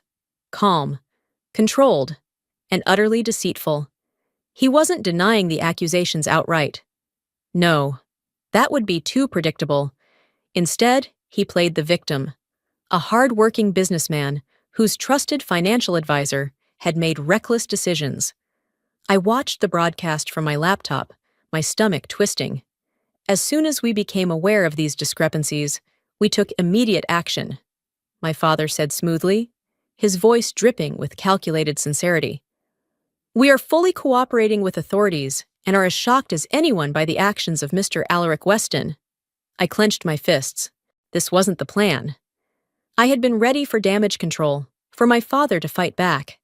But I hadn't expected him to throw his own brother to the wolves without hesitation. The call came late that night. I had barely shut my eyes when my phone rang. Unknown number. I hesitated before answering.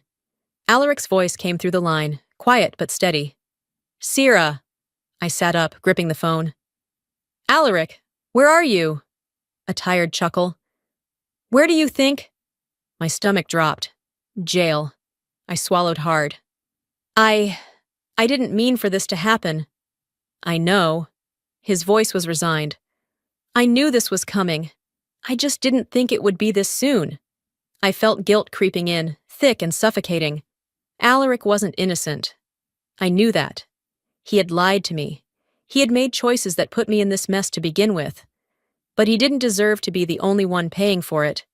They'll let you out, I said, more to convince myself than him. We can fight this. There's still time. Sarah. His voice was low. You have to finish this. If you don't, they'll walk away clean, and I'll rot in here alone. My hands clenched around the phone. Finish this. I had started something I couldn't walk away from, and I was running out of time. I pulled up the financial records again, my eyes burning from lack of sleep. If I wanted to turn the tables, I needed proof. Not just documents, but something they couldn't spin. I sifted through Alaric's secured folders, my hands shaking as I dug deeper than before. Then, buried under layers of encrypted files, I found it. An audio file. I clicked it, heart hammering. A crackle of static. Then, my father's voice. Don't worry about the accounts, he said casually, like he was discussing the weather. Just move the money and shut it down before anyone notices. A pause. Then, if it goes south, we'll handle it. Alaric's the easiest to pin it on. I sucked in a sharp breath. He planned this. Not just the fraud. Not just the cover-up. He had planned the betrayal before it even happened. My vision blurred as I sat back, the weight of it all pressing into my chest. I had my proof. Now I knew what I had to do. I drove straight to my father's office. There was no hesitation, no second-guessing. I was done playing by his rules. I stormed past the receptionist, ignoring her protests, and pushed open the heavy wooden doors to his office. He was behind his desk, sipping from a glass of whiskey like he hadn't just destroyed his own brother's life. He looked up, unimpressed. Serafina! I slammed the USB drive onto his desk. I have the recording. He didn't even flinch. Instead, he set his glass down and leaned back in his chair, a slow smirk forming on his lips. So? He said, his voice smooth. What are you going to do about it? A chill ran through me. This was it, the final move. He tilted his head, eyes glinting. If you think this ends with me, he said, his smirk widening, you're more naive than I thought. I wasn't just bringing down a man. I was taking on an entire empire of corruption. My father sat across from me, the smirk still lingering on his lips like he had already won. You think I won't do it? I challenged, my voice steady. He leaned back in his chair, exuding the same arrogance he always had, the same certainty that he was untouchable. You're my daughter, Sarah, he said, voice smooth as ever. You don't have it in you. I let the silence stretch. Let him bask in his delusion for just a little longer. Then I pulled out my phone. I hit play. His voice filled the room, every damning word crystal clear. Don't worry about the accounts. Just move the money and shut it down before anyone notices. If it goes south, we'll handle it. Alaric's the easiest to pin it on. The smirk on his face faded. His fingers twitched against the desk, his first sign of real unease. I leaned forward. Even you can't talk your way out of this one. For the first time, his mask cracked. Not completely, but enough. His jaw clenched. You have no idea what you've just done. I smiled. Yeah? Neither do you. The next day, the FBI raided his company. Agents swarmed the building, collecting files, seizing records. It was official now. This wasn't a scandal he could sweep under the rug. And my mother? Eveline? They did nothing. They didn't defend him. They didn't speak out. They simply watched. I should have felt some kind of victory, some sense of justice. But instead, there was only a deep, hollow ache. Alaric was released from jail. He didn't say much when he walked out, just met my gaze with something unreadable. I saved him, but we both knew our relationship would never be the same. I had won. And yet, I had lost something too. I no longer had a family. Months later, I stood in a different city, a new place, a new beginning. I had changed my last name, cut every tie. There were no more whispers of my father's crimes trailing behind me, no more weight of a family name built on corruption. I wasn't broken anymore. I had built something better. I looked out at the skyline, breathing in the fresh air of a life that was finally mine. I didn't regret my choices, because for the first time in my life, I wasn't running from my past. I was running toward my future. For years, I let them define me, let them decide my worth, control my future.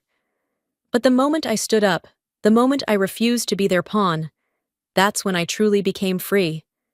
Justice comes at a cost. I lost a family built on lies, but I found something greater, myself. Your past doesn't define you, your choices do. And if you're ready to reclaim your life, to step into your own power, stay with me. There's so much more ahead. Subscribe now, and let's build something stronger together. Hi there! My name is Savannah Bennett, but for most of my life, I felt like I barely existed. I had a twin sister, Scarlett, the golden child, the perfect daughter. She had everything handed to her, the attention, the admiration, the love. And me? I was nothing more than a shadow in my own family. I should have known better than to expect anything different on graduation night. The house was filled with laughter, with toasts made in Scarlett's honor. And then, my mother stood up, raised her glass, and made an announcement. A dream trip to Florida, a perfect graduation gift. For Scarlett. No one even looked at me. No one asked what my plans were. I was invisible. Again. But it wasn't just the trip. It was the lie. The long-standing deception that kept me in the dark my whole life. The whispered words I wasn't meant to hear. Savannah? She was never part of the plan. That night, something inside me changed. I realized I had spent 18 years waiting for a family that would never truly see me. But now I was done waiting. Because if I wasn't part of their plan, then maybe it was time to make one of my own. The grand hall of the Bennett estate buzzed with laughter, clinking glasses, and the murmured conversations of Charleston's elite. Chandeliers bathed the marble floors in a golden glow, and the air was thick with the scent of champagne and expensive perfume. Tonight was a celebration, one that, as usual, had nothing to do with me. I stood at the edge of the room, my fingers tightening around the stem of a champagne flute. Across the hall, Scarlett shined like the centerpiece of the evening, her perfectly curled blonde hair cascading over the delicate straps of her designer gown. She wore the adoration of the crowd like a second skin, basking in every compliment, every glance of admiration. Scarlett, darling, you must be so proud. A woman in pearls gushed, her voice dripping with southern charm. Scarlett laughed, effortless and radiant. Oh, I am! It's been a whirlwind, but I couldn't have done it without Mom and Dad. I nearly scoffed at the statement. Will Bennett wasn't my father, but it was easier for Scarlett to pretend he was. It kept the illusion intact, the one where she was the golden daughter of a perfect Southern family. And I was, well, something else. Of course, Elizabeth chimed in, placing a possessive hand on Scarlett's shoulder. We always knew our daughter was destined for great things. Our daughter, singular. The words settled in my chest like a weight, familiar but still suffocating. A waiter passed by, and I set my untouched champagne down before anyone could notice my fingers trembling. No one looked my way anyway. A burst of laughter erupted from the center of the room, drawing my attention back to Scarlett. I caught a glimpse of her, standing beside Will as he raised his glass. The entire room fell silent. To my daughter, Scarlett! His voice carried easily, rich and authoritative. She's made us so incredibly proud, and what better way to celebrate her accomplishments than with a well-deserved trip? A murmur of excitement rippled through the guests. I stiffened. Elizabeth's smile was calculated as she took over. Next week, we'll be flying to Florida for a luxurious getaway, a reward for all of Scarlett's hard work. The room erupted into polite applause. Scarlett clapped her hands together in delight, eyes wide with excitement. I blinked. Florida. A trip I hadn't heard a single word about. I forced a breath through my nose, keeping my expression carefully blank. Was I supposed to pretend this wasn't a slap in the face? That it wasn't deliberate? You must be so excited, Savannah, a woman beside me said with a pleasant smile. I turned toward her, confusion flickering for a brief second before realization set in. She thought I was Scarlett. The embarrassment came quick, burning at my skin. But before I could correct her, Elizabeth's voice carried across the room. Savannah will be staying here. She's more comfortable at home. The dismissal was so casual, so effortless, as if my absence was expected. The woman beside me let out a small, "Oh," clearly unsure how to respond. I swallowed against the bitterness rising in my throat. Scarlett turned toward me, the light catching in her perfectly glossed lips as she tilted her head. You don't mind, right, Savvy? Savvy, a nickname that felt like a leash, keeping me bound to a role I never chose. I smiled, the kind that didn't reach my eyes. Why would I? Scarlett grinned, as if that was the answer she'd been expecting. The night dragged on. I played my part, standing at the fringes, exchanging empty pleasantries, nodding at conversations that had nothing to do with me. At some point, I found myself outside, my hands pressed against the cool iron railing of the second-floor balcony. The party continued behind me, muffled through the walls. The night air smelled of magnolia and salt from the nearby marshes. I closed my eyes and inhaled deeply, trying to anchor myself. She was never part of the plan. My breath stilled. Elizabeth's voice, barely audible through the crack of the open window behind me. You worry too much. Will's voice followed, dismissive. We did everything right, Elizabeth said, firmer this time.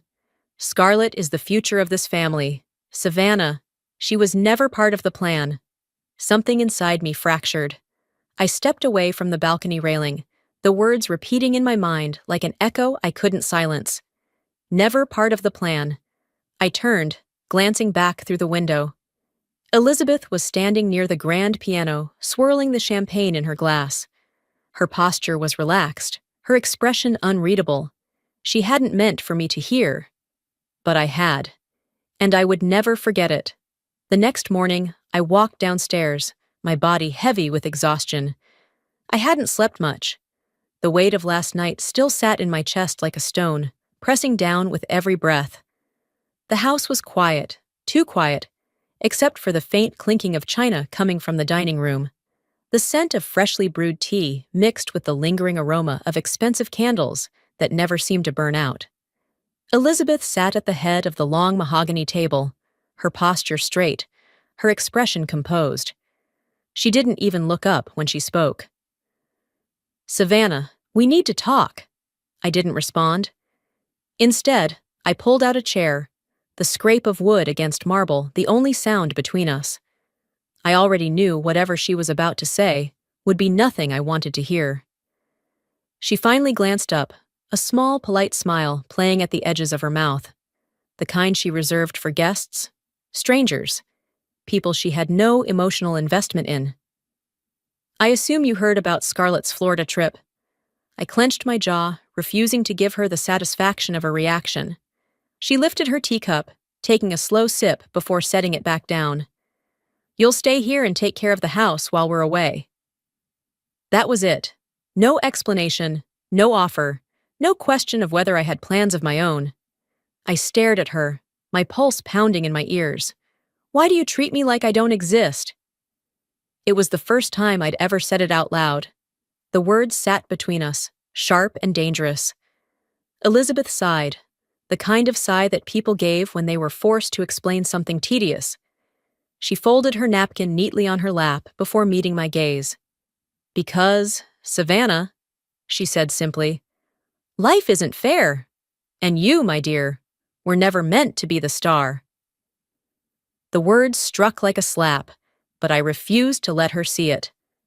Her gaze lingered on me for a moment before she stood, smoothing out the fabric of her perfectly pressed blouse. Brunch starts at 11. Do try to look presentable. She left me sitting there, alone with nothing but the quiet hum of the house and the unshakable truth. I would never matter to her. The restaurant was one of the most exclusive in Charleston, a place where socialites gathered to sip mimosas and discuss matters that were as polished as the silverware they used. The kind of place where appearances were everything. I sat at the far end of the table, watching as the conversation revolved around Scarlett, as if the entire world spun in her orbit. Will raised his glass, his voice booming over the soft murmur of background jazz. "To Scarlett," he announced. "You've made us proud, sweetheart. A well-deserved celebration for an even more well-deserving daughter." There it was again. Scarlett beamed, her smile practiced, effortless. A woman across the table leaned forward, her perfectly manicured fingers wrapped around a champagne flute. "And what about Savannah?" she asked, her tone polite, oblivious to the tension that immediately followed. "What are her plans?" The table fell into a brief, uncomfortable silence. Then Elizabeth laughed lightly, dabbing at the corner of her mouth with her napkin. "Oh, Savannah," she mused, her voice carrying the same amusement one might have when discussing a child's foolish antics. "She's staying back. Someone has to look after the estate, after all." Laughter rippled through the table, soft and dismissive, as if my existence was nothing more than an afterthought. My fingers curled around my napkin, tightening until my knuckles ached. I could feel it. This slow, simmering heat beneath my skin, building with every second that passed. Scarlett glanced at me from across the table, her lips parted slightly, as if she wanted to say something. But she didn't. She never did. I pushed my chair back, the sound scraping against the floor, loud enough to cut through the noise. The laughter died. Every eye turned to me. I looked at Elizabeth, at Will, at Scarlett. They expected me to stay silent. Again. Instead, I lifted my chin, my voice unwavering. "Enjoy your trip, Scarlett." I paused, letting my words settle, then added, "Just remember, you're not the only Bennett in this family, whether you like it or not." A hush fell over the table, thick and suffocating. Scarlett's expression was frozen in place, shock flickering behind her carefully maintained composure. Elizabeth's lips pressed together, but there was something else in her gaze. Not anger, not surprise, but calculation. I turned on my heel and walked out of the restaurant, stepping into the warmth of the afternoon air. For the first time in my life, I refused to be invisible. That evening, I sat at my desk, the only light in my room coming from the soft glow of my laptop screen. My fingers hovered over the keyboard, hesitating before I finally typed in the name that had been rattling around in my head all day. Jonathan Carter. I hit enter. The search results loaded, and my heart pounded as I scanned the page. Most of it was dull. Business records, a few outdated financial articles, nothing unusual. But then, my eyes caught a headline buried beneath the clutter of irrelevant links. Scandal rocks business mogul. Jonathan Carter. Abrupt fall from grace. 18 years ago. 18 years ago. The exact time I was born. A chill crept down my spine. I clicked the article, my pulse quickening as the page loaded. The article was old, the formatting outdated, but the words felt sharp, like they had been waiting for me all these years. Jonathan Carter had once been a rising star in the corporate world, a man with a reputation for turning struggling businesses into empires. Then, without warning, he had vanished. The article didn't say much, only that his departure was sudden, shrouded in secrecy. A family scandal had been mentioned but never fully disclosed. There were no details, no explanations, just rumors that swirled before fading into obscurity. I scrolled further, and then I saw it. A photograph, grainy and faded with time, but unmistakable. Jonathan Carter, young, charismatic, smiling, and standing right beside him, her manicured hand resting lightly on his forearm. Elizabeth Bennett. My breath caught. I stared at the image, my mind scrambling to make sense of what I was seeing. There was no doubt. My mother had known Jonathan Carter, and judging by the way they were standing together, she hadn't just known him, she had been close to him. I swallowed, a bitter taste coating my tongue. Elizabeth had spent my entire life dismissing my questions about our family's past. She controlled everything, down to the smallest details, as if rewriting history to fit whatever narrative she wanted. But now I had proof that there was more to the story. I saved the article, my hands shaking slightly as I took a screenshot of the image. My mother had gone to great lengths to keep Jonathan Carter out of our lives. And if my gut was right, it wasn't just because he had once been an associate of hers. I exhaled, my mind racing. I needed answers.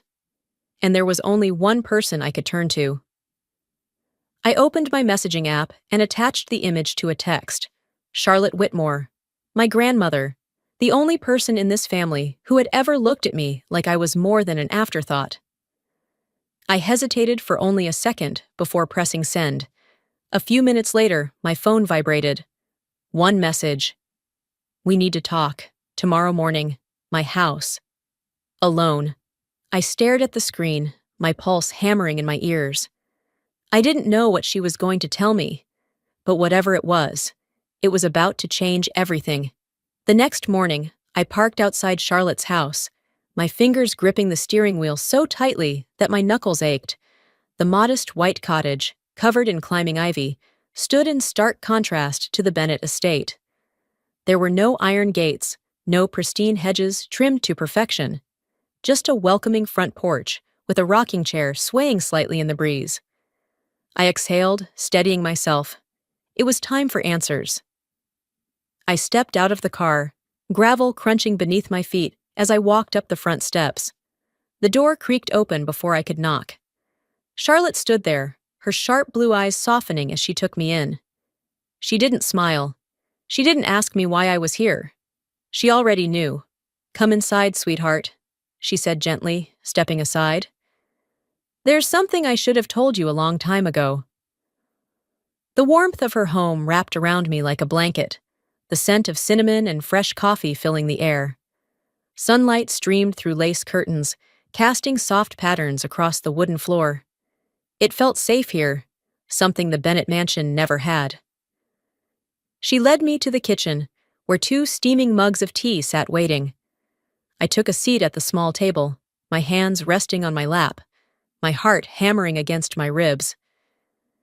Charlotte sat across from me, wrapping her fingers around her cup as if drawing strength from the warmth. I didn't bother with pleasantries.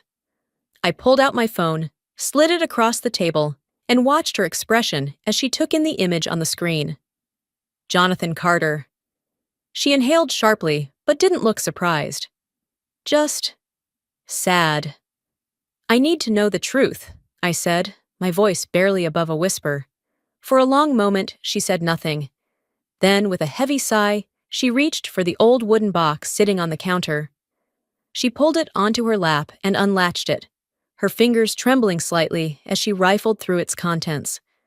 Finally, she pulled out a worn leather photo album, its edges frayed with time. She flipped it open, revealing a faded picture of a young Elizabeth, her hair pulled back, her lips curved in a soft, unguarded smile, and her stomach rounded in the unmistakable curve of pregnancy. My breath caught. Charlotte traced the photo with a delicate touch, her eyes clouded with memories. When she finally spoke, her voice trembled. Jonathan Carter, he's your real father! The words slammed into me like a physical blow. I gripped the edge of the table, trying to ground myself, but the room felt unsteady, like the very foundation of my life had been ripped from beneath me. Elizabeth had lied. Not just about a trip, not just about family history. She had erased an entire man from my existence. She told me Will Bennett was my father, I said, barely recognizing my own voice. Charlotte's expression tightened. That's because she made it that way. I shook my head. I don't understand. She was with Jonathan. I gestured toward the photo. They were together.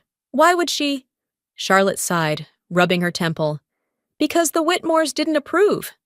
She turned the page in the album, revealing another photograph. This one of a young Jonathan, grinning, his arm wrapped tightly around Elizabeth. There was love in his expression, the kind that didn't fade easily. He wasn't high class enough, she continued. Jonathan was brilliant, ambitious, but he didn't come from old money. Your grandfather thought he was a risk. And in our world, Savannah, risks aren't tolerated. I pressed my lips together, bile rising in my throat. So what? I asked. They forced her to leave him? To marry Will? Charlotte hesitated. Not exactly, she said finally. She flipped to another page, another picture of Elizabeth, but this time she wasn't glowing. Her smile was strained, her body stiff. Beside her, Will Bennett stood, his arm wrapped around her possessively. Elizabeth didn't want to marry Will, Charlotte admitted. She loved Jonathan, but when she found out she was pregnant, well, your grandfather gave her two options. She could have the baby and give up the Whitmore name, lose her inheritance, her status, everything. Or she could marry Will, pretend the baby never existed, and live the life they planned for her. A sickening realization settled in my stomach. And she chose Will. Charlotte's gaze met mine, filled with an emotion I couldn't place. Not at first, she said softly. She told Jonathan about the baby. They planned to leave, to run away together. But then, something happened. She told him she lost the baby. The words hung in the air like poison. I swallowed, my throat burning. She lied to him? Charlotte nodded. She married Will a few months later. By the time you were born, Jonathan had disappeared from the corporate world. She made sure he had no reason to come looking. I clenched my fists. He never even knew I existed? Charlotte shook her head, regret thick in her voice. No, honey. Your mother made sure of that. I inhaled sharply, but the air felt heavy, too thick to swallow. My entire life, I had felt like an outsider. Now I knew why. I wasn't supposed to exist. Elizabeth had built an empire on lies, manipulating every piece of her world until it fit the pristine image she wanted. And in doing so, she had buried the truth of who I was. But secrets don't stay buried forever. I turned my gaze to the photograph of Jonathan Carter, my real father. His eyes, my eyes, stared back at me, and something inside me shifted. It wasn't just sadness. It was rage. I need to find him. Charlotte hesitated, but when she spoke, there was no argument in her tone. I thought you might say that, she murmured. I pushed back from the table, my heart pounding, my mind already racing with what came next. For 18 years, Elizabeth controlled my life, but that ended now. Later that night, I sat in my car, staring at the small, unassuming house in front of me. The porch light flickered, casting a dim glow over the cracked sidewalk and neatly trimmed hedges. A wind chime swayed gently in the night breeze, the soft, clinking sound oddly soothing against the storm raging inside my chest. I gripped the steering wheel, my pulse hammering in my ears. The name on the mailbox was clear, unmistakable. Jonathan Carter. For 18 years, I had no father. Only lies, only silence. And now, I was seconds away from facing the man I never knew existed. My hands trembled slightly as I reached for the DNA test results tucked inside my bag. I had memorized every line, every statistic that proved I wasn't just some lost girl searching for answers. I had a right to be here. I took a deep breath, exhaled sharply, and pushed the car door open. My boots crunched against the pavement as I made my way toward the front porch. With each step, doubt whispered in my ear. What if he didn't believe me? What if he had a new family now? What if he didn't want me? I shook the thoughts away and climbed the porch steps. My fingers curled into a fist, hovering over the wooden door. This was it. I knocked. For a moment, nothing. Just the chirping of crickets and the hum of a distant car passing by. Then, the porch light flickered again, and I heard the slow creak of the floorboards behind the door. It opened. A tall man stood there, his frame lean but strong, dressed in a plain button-down and jeans.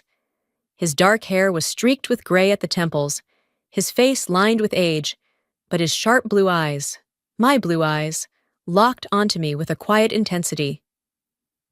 "Can I help you?" he asked, his voice deep but cautious. I opened my mouth, but no words came out. His gaze flickered over my face, studying me, searching for something. I forced my lips to move.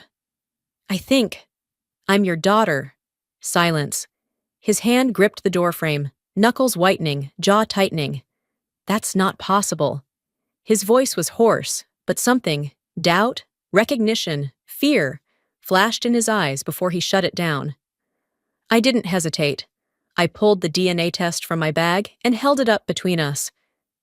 "It is," I said firmly. Jonathan's breath hitched.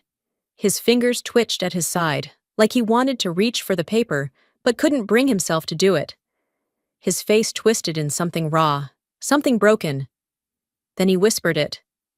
"Elizabeth. She told me she lost the baby." The words felt like a knife to my chest. I had always assumed I was ignored, forgotten. But I wasn't just abandoned. I was erased. Jonathan ran a hand through his hair, exhaling sharply, pacing back a step. His body language screamed disbelief, but his face told another story. "She lied to me," he muttered, almost to himself. I watched as realization set in, as the years of deception unraveled in his mind. His eyes flicked to mine again, this time lingering longer, as if seeing me, really seeing me, for the first time. I swallowed the lump in my throat and asked the question that had been burning inside me since the moment I learned the truth. "Did you love her?" Jonathan blinked, startled. For a long moment, he said nothing. Then, finally, he nodded. "I did." His voice was quiet, almost regretful. More than anything, the weight of his words settled between us, and for the first time in my life, I saw something in a parent's eyes that I had never seen before. Grief, guilt, hope. Jonathan's fingers curled against the doorframe, his shoulders rising and falling as he took a steadying breath. Then, finally, he spoke. "Come in." Jonathan set a glass of water on the table, his hands trembling as he slowly sat across from me. His eyes, still sharp despite the lines of age, stayed fixed on the DNA results lying between us. He traced his own name on the paper, his fingers hovering over the proof of my existence as if he were trying to absorb the truth through touch alone. For a long moment, he said nothing, just breathed, just stared. Then, finally, he exhaled, his voice raw. "Tell me everything Elizabeth did." I didn't hesitate. I started from the beginning, the years of being invisible in my own home, the constant comparison to Scarlett, the way Elizabeth had made it clear, in 100 small and cruel ways, that I was nothing more than an inconvenience. I told him about the Florida trip, about standing in a crowded room while my family toasted to Scarlett's future as if I wasn't even there. I told him about the night I overheard Elizabeth say that I was never part of the plan, how my entire existence had been an afterthought, a mistake she had no intention of letting the world acknowledge. Jonathan listened, silent but intense. His grip tightened on the armrests of his chair, his knuckles turning white as my words poured out. I could see the emotions battling inside him, rage, guilt, grief. When I finally finished, the silence between us felt suffocating. He leaned forward, resting his elbows on his knees, his fingers threading through his graying hair. His breathing was uneven, ragged. "I should have fought harder for her," he muttered. "I should have known she was lying." I shook my head. My own hands were curled into fists in my lap, but my voice was steady. "You didn't know. You couldn't have known." He let out a bitter laugh, shaking his head. "But I should have suspected. The Whitmores never wanted me near her. I wasn't enough for them. No connections, no wealth, no power." He swallowed hard, his voice thick with regret. "I told myself she loved me enough to choose me anyway, that we could build a life together, no matter what her family thought. And then, just like that, she was gone. She told me she lost the baby, that she needed time to heal. And I believed her. His voice cracked on the last words, and something inside me twisted painfully. I had spent my entire life feeling abandoned, unwanted. But looking at Jonathan now, I saw something I never expected. He had been abandoned too. I wasn't the only one Elizabeth had erased. Jonathan inhaled sharply, rubbing a hand over his face. I lost 18 years of your life, Savannah, and that's on me, too. His words settled heavily between us. I wanted to tell him it wasn't his fault, that I wasn't even sure what to do with this new reality. But the pain in his eyes mirrored something in my own, and maybe, for the first time, I didn't have to carry it alone. I looked around his home, small, modest, but warm. Shelves lined with books, a few framed photos of places, people, but none of me. It wasn't his fault, I reminded myself, but it still hurt. Jonathan leaned back in his chair, letting out a slow, measured breath. Then he looked at me, really looked at me, his expression shifting into something new, something firm. Savannah, do you want to fight for what's yours? I blinked. What? His jaw tightened. Elizabeth took everything from me, and now she's trying to take everything from you. Are you ready to fight back? His words sent a shiver down my spine. Fight back. For years, I had let things happen to me. I had stood in the shadows while Scarlett basked in the light. I had let Elizabeth dictate my worth, had let her decide where I fit in her carefully curated world. But Jonathan was right. I had a right to exist. I had a right to claim my place. I met his gaze and for the first time felt something new burning in my chest. Determination. Yes, I said, my voice unwavering. I am. Jonathan nodded, pushing himself up from the chair. He reached for his coat, slipping it over his shoulders with quiet resolve. Then let's begin.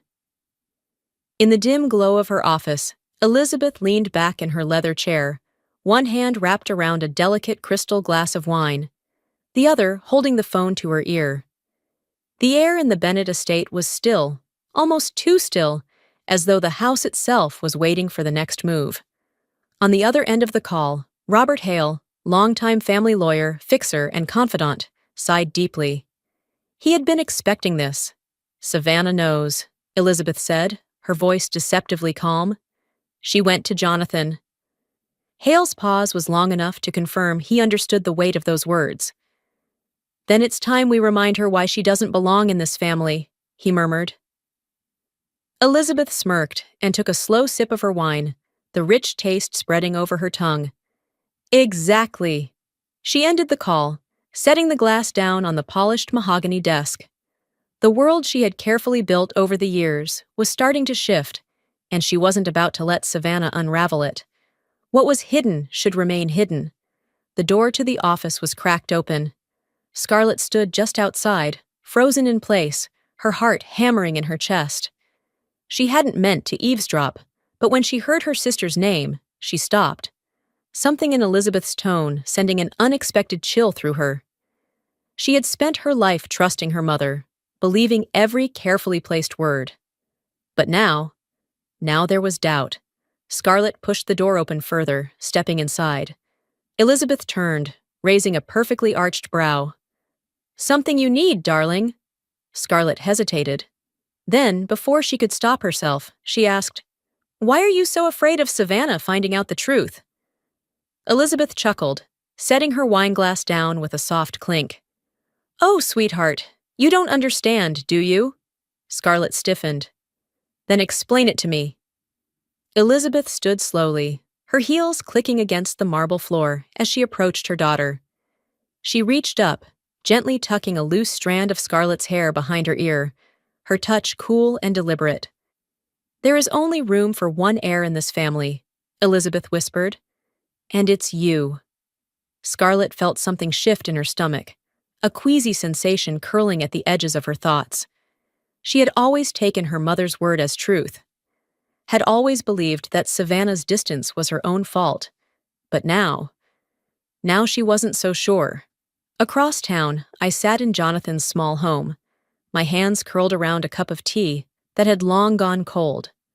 The weight of the past few days pressed against my shoulders, but for the first time, I wasn't carrying it alone. Jonathan leaned forward, his elbows resting on the coffee table, his expression thoughtful. "I need you to meet someone," he said. "Who?"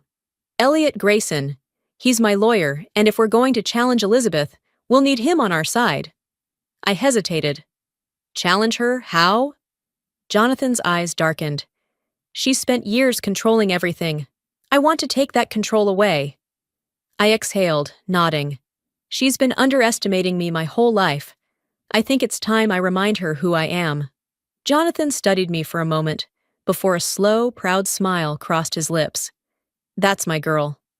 Later that night, my phone buzzed on the kitchen counter. I picked it up, my stomach twisting when I saw the name on the screen. Scarlett. I hesitated before opening the message.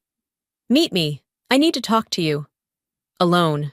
I stared at the screen, my gut warning me this wasn't just some friendly conversation. Scarlett had never reached out before. Not like this. Something was coming, and I had a feeling I wasn't going to like it.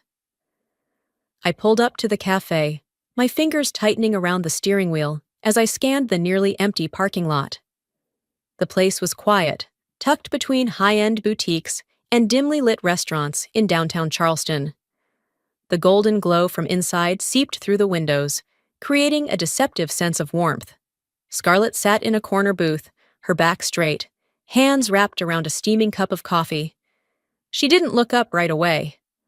I exhaled and stepped out of the car, my boots clicking against the pavement as I made my way inside. A soft jazz tune played overhead, the kind of background noise meant to put people at ease, but nothing about this meeting felt easy.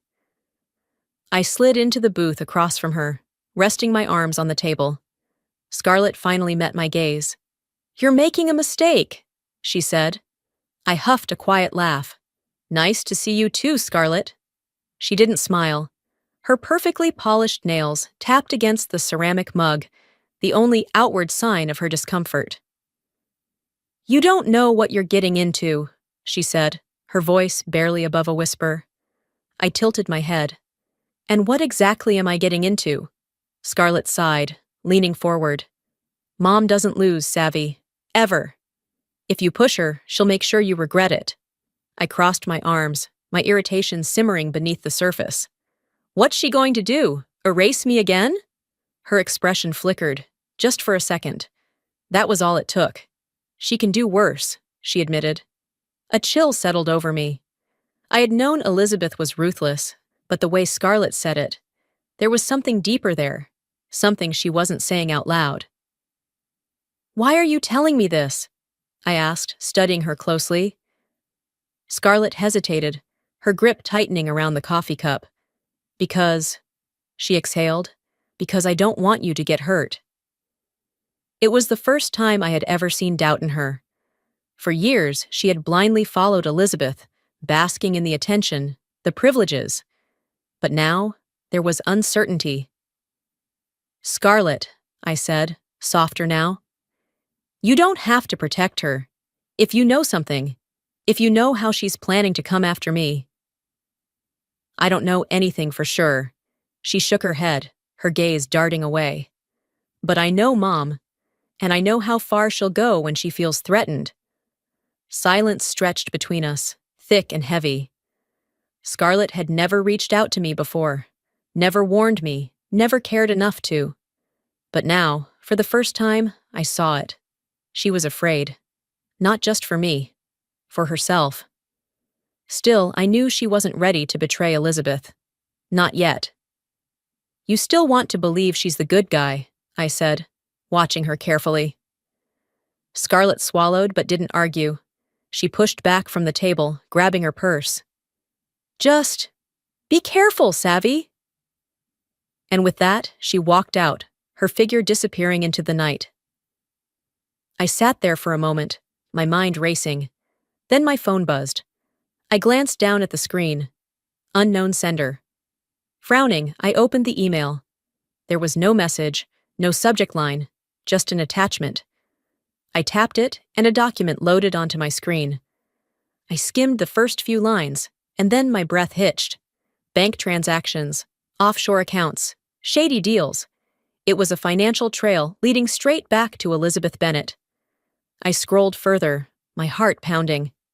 Whoever had sent this, they had given me the weapon I needed to fight back. But the question was, who? Back at the Bennet estate, Elizabeth stood in her study, scrolling through her phone, the dim glow of the screen illuminating her sharp features. The glass of wine in her free hand remained untouched. Her gaze locked onto the message staring back at her. She has the documents. A slow, cold smile spread across her lips. You thought I wouldn't find out? She murmured. Cute. She placed her wine glass down with precision, her fingers tapping rhythmically against the mahogany desk. The walls of the Bennet estate had ears, and she had spent a lifetime ensuring that no one moved against her without consequence. This wouldn't be any different. I sat at my kitchen table, the only light coming from my laptop screen, my hands motionless over the keyboard. The document was still open, rows upon rows of numbers, transactions, dates, evidence. Everything I had suspected about Elizabeth, her corruption, her greed, the lengths she had gone to protect her pristine reputation, was laid out in black and white. It was overwhelming. But what sent a fresh wave of unease through me was the email accompanying it. Elizabeth Bennet is not untouchable. Use this wisely. No name, no sender information, nothing that gave me any hint as to who had sent it. But they were right.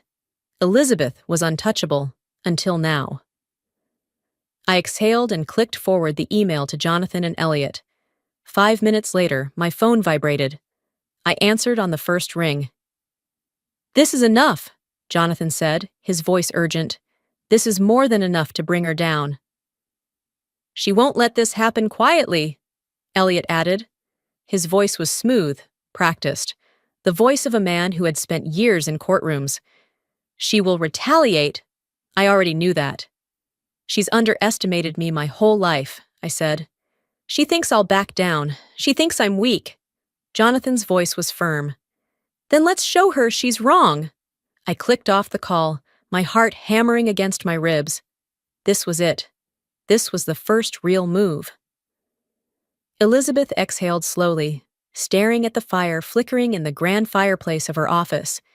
She hated being put in a position of defense. It was a foreign, unnatural concept to her. She had built an empire of control, carefully curated every part of her life, her family, her legacy, and Savannah was threatening to undo it all. She tapped her nails against the armrest of her chair before picking up her phone again. The call rang twice before a voice answered. She has the documents. The voice on the other end remained silent for a moment before exhaling. And what would you like me to do about it? Elizabeth's lips curled upward. You know what needs to be done. A knock at my door sent a sharp jolt through my chest. I glanced at the clock. Nearly midnight. The unease curled in my stomach before I even stood. My apartment wasn't the kind of place where people dropped by unannounced. Not at this hour. A second knock, louder this time. I stepped forward, cautiously peering through the peephole. 2 men in dark suits stood on the other side, their expressions blank, professional. I hesitated for half a second before unlocking the door. Savannah Bennet? One of them asked. I nodded, my pulse quickening. The man in front held out a thick envelope. You've been served.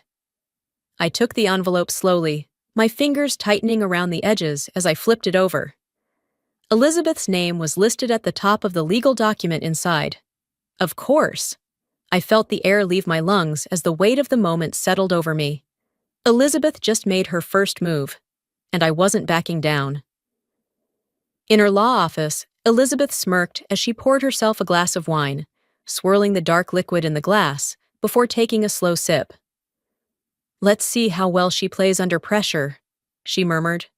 Her perfectly manicured nails tapped against the thick stack of legal papers sitting on her desk, the lawsuit she had just set into motion.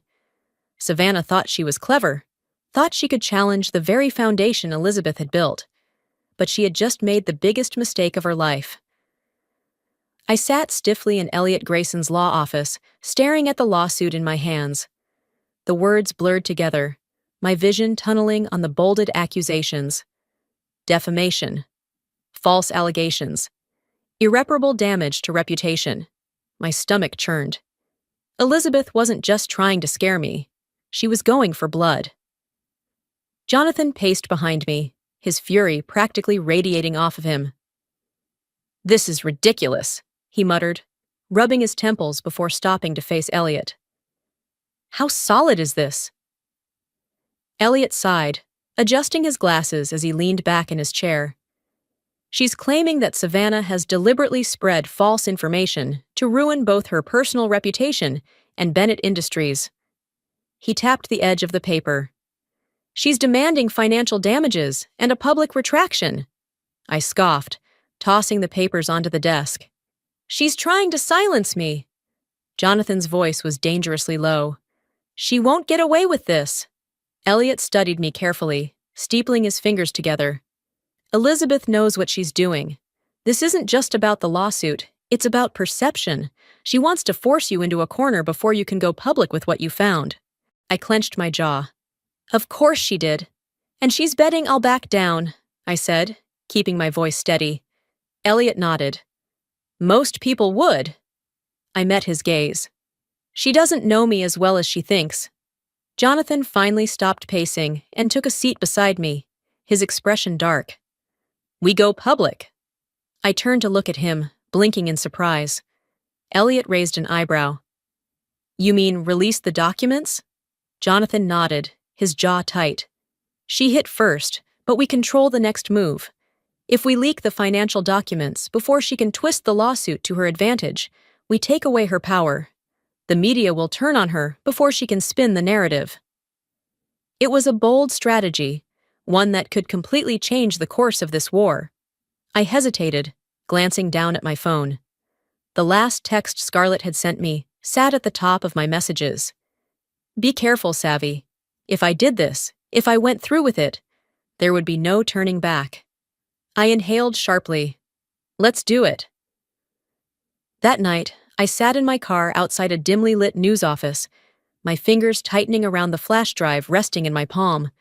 I was about to change the game. Steeling myself, I stepped out of the car and walked into the building. The journalist I had contacted, a woman named Lydia Cruz, was waiting in the empty office, her eyes sharp with curiosity as I approached. "Do you have what I need?" she asked. I handed her the drive. "This will expose everything." She studied me, her expression unreadable. "Once I publish this, there's no undoing it." I held her gaze. "That's the point." As I turned to leave, I whispered under my breath, "Let's see how she likes being the one under the microscope." At the Bennett estate, Elizabeth's phone vibrated against the polished surface of her desk. She picked it up lazily, glancing at the screen, until her eyes narrowed. Exclusive. Fraud allegations rock Bennett Industries. CEO under investigation. Her grip on the phone tightened, her knuckles turning white. She slammed the glass of wine down onto her desk, the liquid splashing over the rim. Her pulse pounded in her ears as her gaze darkened. "You little brat," she hissed. Savannah had just started a war, and Elizabeth never lost. My phone rang before the sun had fully risen, the harsh vibration cutting through the silence of my apartment. I groaned, rubbing my face as I reached for it. "Scarlett." I exhaled before answering. "Scarlett! What the hell did you just do?" she hissed. I sat up instantly, the weight of her words slamming into me. "You just blew up our mother's entire life." I ran a hand through my hair, inhaling slowly to keep my voice level. "No, Scarlett, she did this to herself." There was a beat of silence on the other end, a hesitation I never expected. For once, Scarlett wasn't immediately defending Elizabeth. I swung my legs off the bed, gripping the phone tighter. She's been lying, manipulating, controlling everything for years. This isn't just about me, and you know it. Scarlett exhaled sharply. You don't understand what you've started. I frowned. I know exactly what I started. My laptop chimed with notifications. I grabbed it and flipped open the screen, my breath catching at the flood of emails and news alerts. Breaking fraud scandal explodes at Bennett Industries. CEO Elizabeth Bennett under investigation. My stomach twisted. This wasn't just making headlines, it was everywhere. I barely had a second to process it before another call came in. Jonathan. I clicked over. Did you see? We forced her hand, Savannah, he said, voice clipped, but she's not done yet. I swallowed hard, my pulse kicking up. Be ready for what comes next. At the Bennett estate, Elizabeth's grip on her phone tightened, her nails digging into the screen as she stared at the news coverage. She had prepared for many things, but not this. The world was watching. Her empire, her carefully constructed image, was unraveling. Her breath came sharp as she slammed the phone onto her desk, turning to Robert Hale, the family's longtime lawyer and fixer. I don't care what it takes, she snapped. Shut this down. Hale, ever calm, nodded. I'll make some calls. Elizabeth exhaled, steadying herself. Then she scrolled through her contacts, her finger hovering over a familiar name. Scarlett. She pressed call. Get to the house. Now Scarlett arrived at the estate an hour later, stepping inside cautiously. Elizabeth stood by the fireplace, the glow of the flames flickering against her sharp features. For the first time in her life, Scarlett saw something in her mother's eyes she had never noticed before. Desperation. Elizabeth turned, her expression cold and unreadable. I need you to choose. Scarlett frowned. Choose what? Elizabeth stepped forward, her voice sharp, unwavering. You're either with me or against me. Scarlett's chest tightened. This was her mother, the woman who had given her everything, the woman who had built her future. But there was something else beneath the carefully constructed mask. Fear. Scarlett took a slow breath, her heart pounding. I need time to think. Elizabeth's expression darkened instantly. You don't have time, Scarlett. Scarlett turned on her heel, walking toward the door, her mind spinning. She wasn't sure where she stood anymore. Elliot's office was quiet, save for the ticking of a clock on the wall. The weight of the past few days sat heavy on my shoulders as I leaned forward, hands clasped together. Jonathan sat beside me, his posture stiff, his gaze locked onto Elliot. Then Elliot slid a thick envelope across the desk toward me. We have another problem, he said, his tone grave. I hesitated before reaching for it, my fingers grazing the paper as I flipped it open. The first thing I saw was the official court seal. My stomach tightened as I skimmed through the words printed in sharp black ink. Restraining order. Filed by Elizabeth Bennett. The accusation? Harassment and blackmail. I clenched my jaw, gripping the pages as I forced myself to read every word. She's painting me as the villain, I said, my voice tight. She's not just painting you as the villain, Elliot corrected. She's setting you up for a public takedown. Jonathan let out a sharp breath beside me. I glanced at him, expecting the usual anger, but there was something else in his expression. Calculation. We don't play defense, he said after a moment. We go after her first. Elliot raised a brow. Meaning? Jonathan straightened. We countersue. Damages, defamation, obstruction of justice. We use the financial fraud evidence and flip the narrative before she has a chance to weaponize this against Savannah. I felt my pulse quicken. If we did this, if we escalated, there would be no turning back. I thought about everything Elizabeth had done to me. The years of being overlooked, dismissed, discarded. The way she erased my father from my life. The way she tried to erase me. I met Jonathan's gaze. Do it. Elliot nodded. I'll get the paperwork started. Jonathan reached across the desk and squeezed my shoulder. She thinks she's untouchable, Savannah, But even Elizabeth Bennet has weaknesses. I exhaled slowly, trying to ground myself. This wasn't just about winning. It was about making sure she never had the power to do this to anyone again. Meanwhile, at the Bennet estate, Scarlett paced her bedroom, heart pounding. She had spent years trusting Elizabeth, believing in the perfectly curated image her mother had crafted. But cracks were forming, too many to ignore. She needed answers. The house was eerily quiet as she slipped into Elizabeth's office. She hesitated, eyes darting around the dimly lit space. Then, her gaze landed on the large wooden desk. She stepped forward, running her hands along the surface before tugging at a drawer. Locked. Scarlett's fingers curled into fists. Elizabeth never locked her desk. A sick feeling crept into her stomach. Scarlett glanced over her shoulder before moving to a cabinet in the corner. Her mother kept spare keys there. She reached inside, her fingers brushing against metal. Got it. She hurried back to the desk, inserting the key into the lock. A soft click echoed in the silence. The drawer slid open. Stacks of documents filled the space, neatly arranged. Scarlett flipped through them, her breath catching when she spotted something old. An envelope, yellowed with time. She picked it up, turning it over. Jonathan Carter. Her fingers trembled as she unfolded the letter inside. Elizabeth, I deserve to know. You can't keep this from me. Please, I just want to see my child. Scarlett's heart slammed against her ribs. She flipped to the back of the letter. A date. 18 years ago. Her stomach twisted violently. Jonathan Carter had known. He had tried. But Elizabeth never let him. Scarlett's throat went dry. This wasn't just about business. This wasn't just about fraud.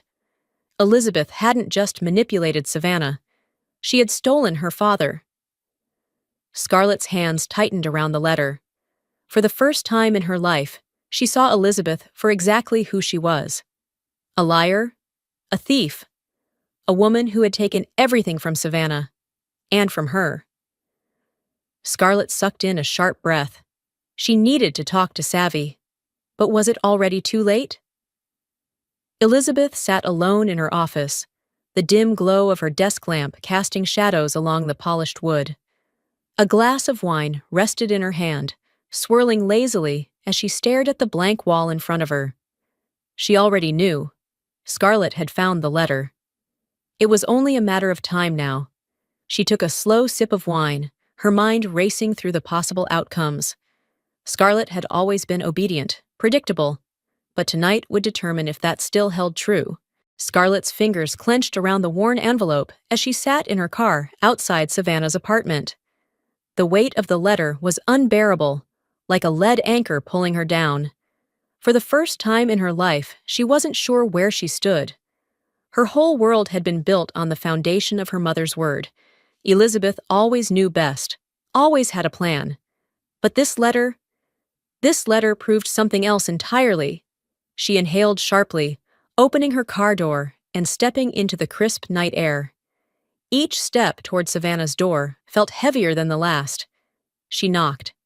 The door swung open moments later, revealing Savannah in a loose sweater, her expression shifting instantly from confusion to wariness. "Did Elizabeth send you?" Scarlett hesitated. "No?" Savannah's gaze flickered to the envelope in Scarlett's hands. "Then why are you here?" Scarlett held out the letter, her voice barely above a whisper. "You need to read this." Savannah sat on the couch, her hands gripping the edges of the paper as her eyes skimmed over the words. Jonathan Carter's words. "Elizabeth, I deserve to know. You can't keep this from me. Please, I just want to see my child." Her breath hitched as she turned the page, scanning the date.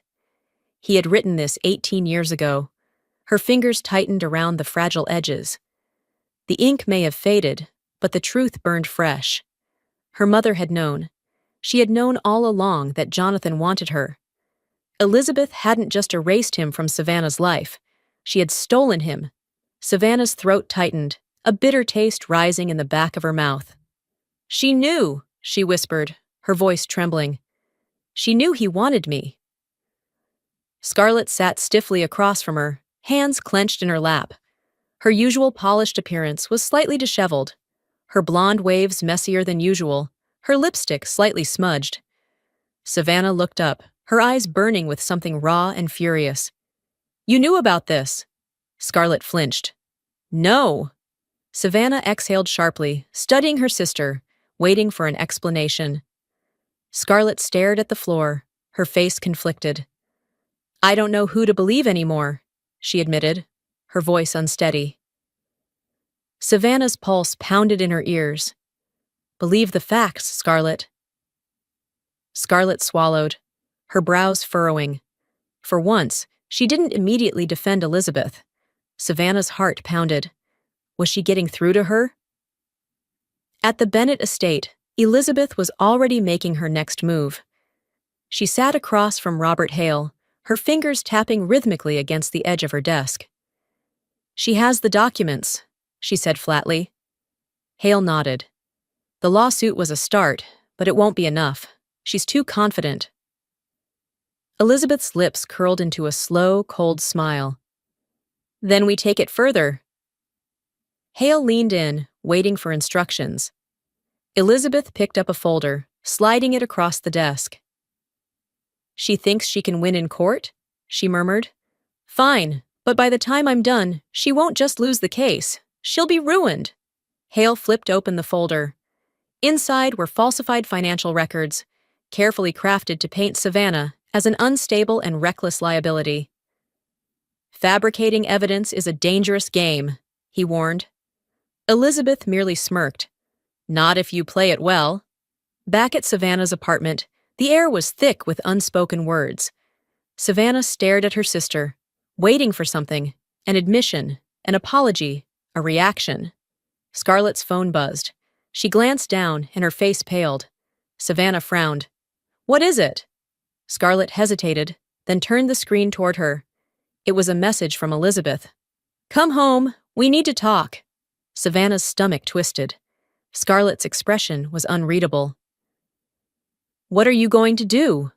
Savannah asked cautiously. Scarlett exhaled, gripping the letter in her lap. "I don't know."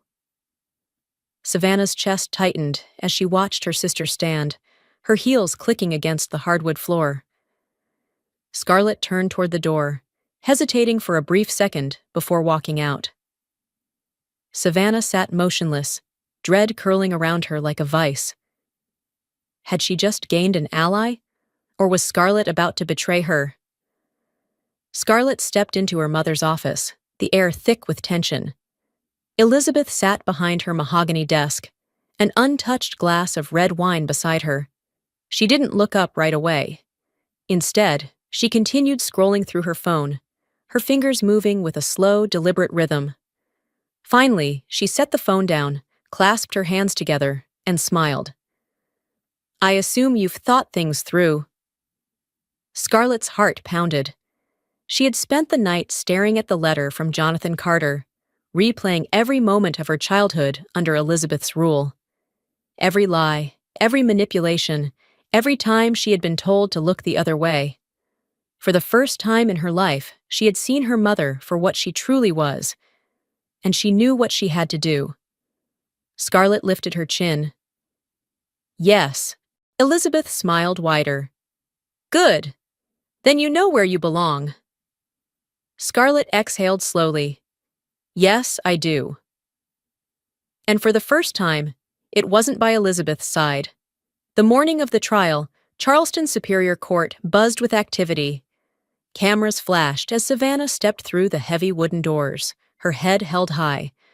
Jonathan walked beside her, his expression unreadable, while Elliot Grayson flipped through a stack of legal documents, preparing for the biggest fight of Savannah's life. Across the hall, Elizabeth entered with Robert Hale. She was dressed impeccably, her tailored suit unblemished, her demeanor as cool and controlled as ever. But there was something beneath the surface, an edge of tension in her shoulders, the slightest flicker of uncertainty in her eyes. She knew she was losing control. Savannah met her gaze across the courtroom. Elizabeth smiled. Savannah clenched her fists. The war wasn't over yet. The courtroom was packed. Reporters lined the back, their notebooks and recorders ready. The judge entered, a gavel rapping sharply against the wood as silence fell over the room. Elizabeth's lawyers went first. Hale rose, his voice smooth and practiced. Your Honor, this case is nothing more than a desperate attempt by Savannah Bennett to tarnish her mother's reputation. She has a history of erratic behavior, and she is lashing out in retaliation for imagined slights. Savannah tensed as he continued. She was always jealous of her sister, always difficult. Now she's seeking to dismantle the very family that supported her. The words cut, but she didn't flinch. Then, Hale dropped the bombshell. We have submitted evidence to support these claims. Financial transactions showing reckless spending. Reports from family doctors noting her unstable emotional state. Testimonies from former employees who witnessed her unpredictable outbursts. Savannah's stomach twisted. She knew Elizabeth would play dirty, but this was worse than she had imagined. They weren't just discrediting her. They were trying to erase her. She gripped the edge of the table. Not this time. Elliot stood next. Your Honor, my client is not the one with a history of deception. He slid a thick file across the table to the judge. These are the real financial records of Elizabeth Bennett. The documents prove that for years, she has engaged in fraudulent transactions, moving money into offshore accounts to avoid scrutiny. Murmurs rippled through the courtroom. Elliot continued, his voice unwavering. This isn't about family. This is about corruption. Elizabeth Bennett has spent her life silencing those who could expose her. But today, the truth comes out. The judge flipped through the pages. Elizabeth's expression remained calm, but her fingers curled tightly around the armrest of her chair. And then the doors at the back of the courtroom opened. Everyone turned as Scarlett walked in. Elizabeth's mask finally cracked. Savannah held her breath as her sister moved to the witness stand. Scarlett's heels clicked against the polished floor as she took her seat, her hands folded neatly in her lap. She met Elizabeth's gaze. And then she turned to the judge. My mother lied, Scarlett said, her voice clear and steady. She hid the truth about Savannah's father. She manipulated us all. A stunned silence filled the courtroom. Elizabeth's breath hitched, her carefully composed face shifting for the first time. Scarlett inhaled sharply, her fingers curling in her lap. I love my mother, she said quietly, but I can't defend her anymore. Savannah's throat tightened. Scarlett wasn't just exposing Elizabeth. She was choosing a side. The verdict was swift. The fraud documents sealed Elizabeth's fate.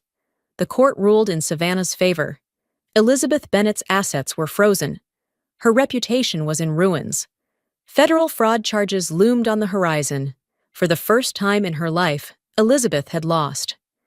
As the courtroom emptied, officers approached her. Elizabeth stood, smoothing the fabric of her blazer. She walked with slow, measured steps, her face unreadable. As she passed Savannah, she paused just long enough to whisper, This isn't over. Savannah exhaled. Yes, it is. Outside the courthouse, Savannah stood next to Scarlett. For the first time, they were on the same side. The sun was high overhead, casting light on the new world they had stepped into. Scarlett turned to her, her voice uncertain. So, what now? Savannah glanced toward the crowd of reporters, the weight of everything settling into her bones. Now? Now, she was free. The salty ocean breeze drifted in through the open windows of the cafe, carrying with it the rhythmic crashing of the waves against the shore. I sat at a small corner table, my hands wrapped around a warm cup of coffee, staring out at the endless horizon. The sky was soft with morning light, the kind of pale blue that stretched on forever. Across from me, Jonathan sat in silence, his fingers tapping idly against the rim of his own cup. He had aged well, but there was a weariness to him, lines on his face that I now recognized as the weight of a past neither of us had been allowed to share. He studied me, then leaned back in his chair. What now? I exhaled slowly, tracing the rim of my cup. I start over. Jonathan nodded, the corners of his mouth lifting in the smallest of smiles. Good answer. I gave a small, tired laugh. That's the thing about tearing everything down. Eventually, you have to figure out what comes next. The trial had ended 3 days ago. Elizabeth Bennet was no longer the untouchable matriarch of the Bennet Empire.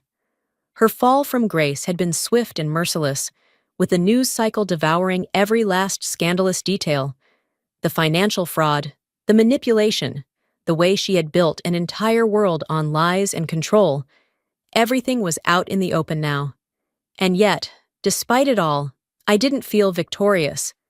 I felt empty. Jonathan seemed to understand. He took a slow sip of his coffee before setting it down. Fighting for the truth takes everything out of you. I looked at him, really looked at him, and for the first time, I let myself acknowledge what had been taken from both of us. 18 years. We could never get them back. But maybe we could start from here.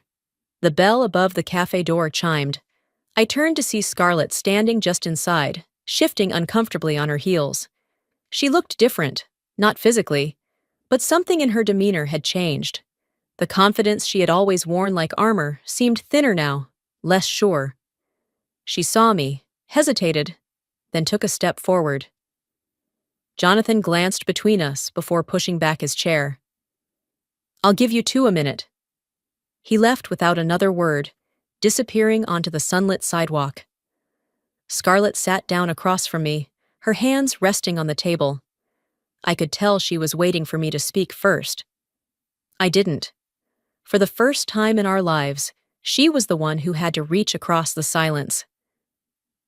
I don't know how to fix what I've done, she said quietly, her voice uncertain. I sighed, stirring my coffee, watching the way the cream swirled into the dark liquid. Neither do I admitted. But maybe we start by not being strangers anymore. Scarlett's eyes flickered with something. Relief, maybe. Gratitude. It wouldn't be easy. But for the first time, I saw a future where she and I weren't just names in the same family. We could be more.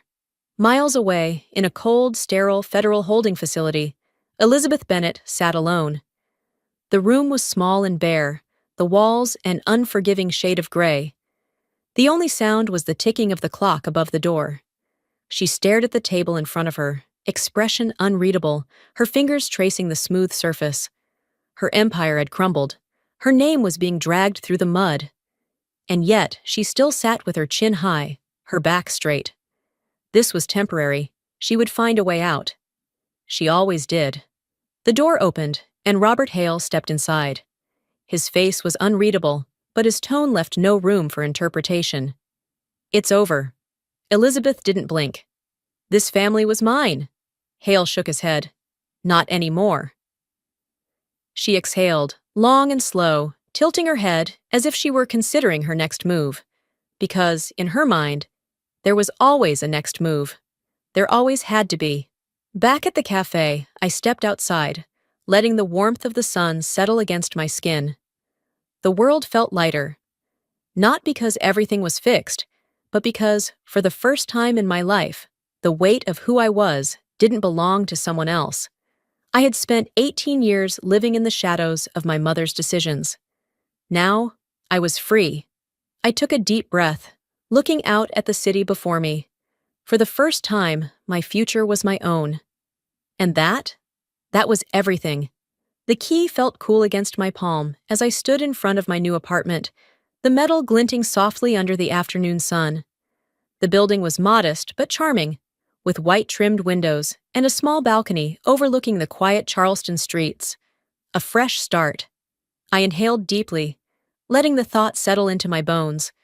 No more living in the shadows of the Bennet estate. No more unanswered questions about who I was or where I belonged. This was my space, my life, entirely my own. Turning the key in the lock, I stepped inside, the wooden floors creaking softly beneath my weight. The air smelled of fresh paint and the faintest hint of salt from the nearby harbor. Sunlight streamed in through the large windows, illuminating the boxes stacked neatly against the wall. My past, packed away, and my future, waiting to be written. I spent the next few hours unpacking, filling the empty space with pieces of myself. Books lined the shelves. A vase of fresh flowers sat on the kitchen counter. Then, in one of the last boxes, I found it. The stack of old documents I had brought with me.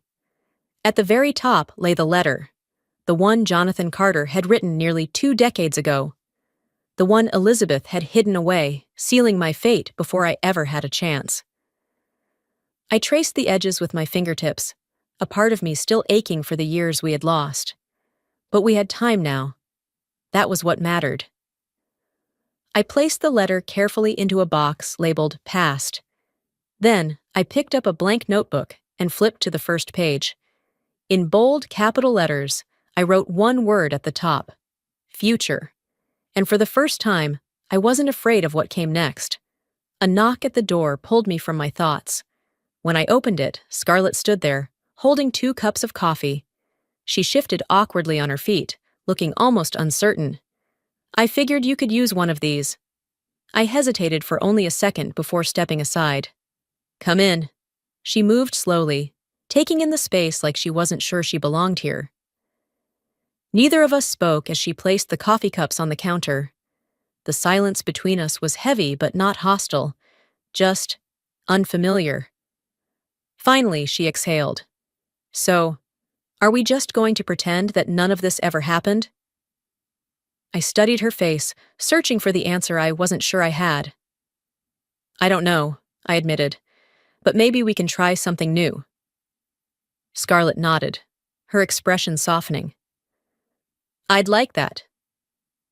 It wasn't forgiveness, but it was something. Later that evening, I found an envelope on my kitchen table, tucked beneath a small stack of mail. Jonathan had left it for me before heading back home. Inside, there was a single sheet of paper, a deed. I blinked, rereading the words. A small plot of land near the coast. Mine. A note was attached. "Make this life your own." I ran my fingers over the words, something tightening in my chest. For so long, I had been fighting for a place in my own family. A place in the world that wasn't dictated by Elizabeth's rules or expectations. And now?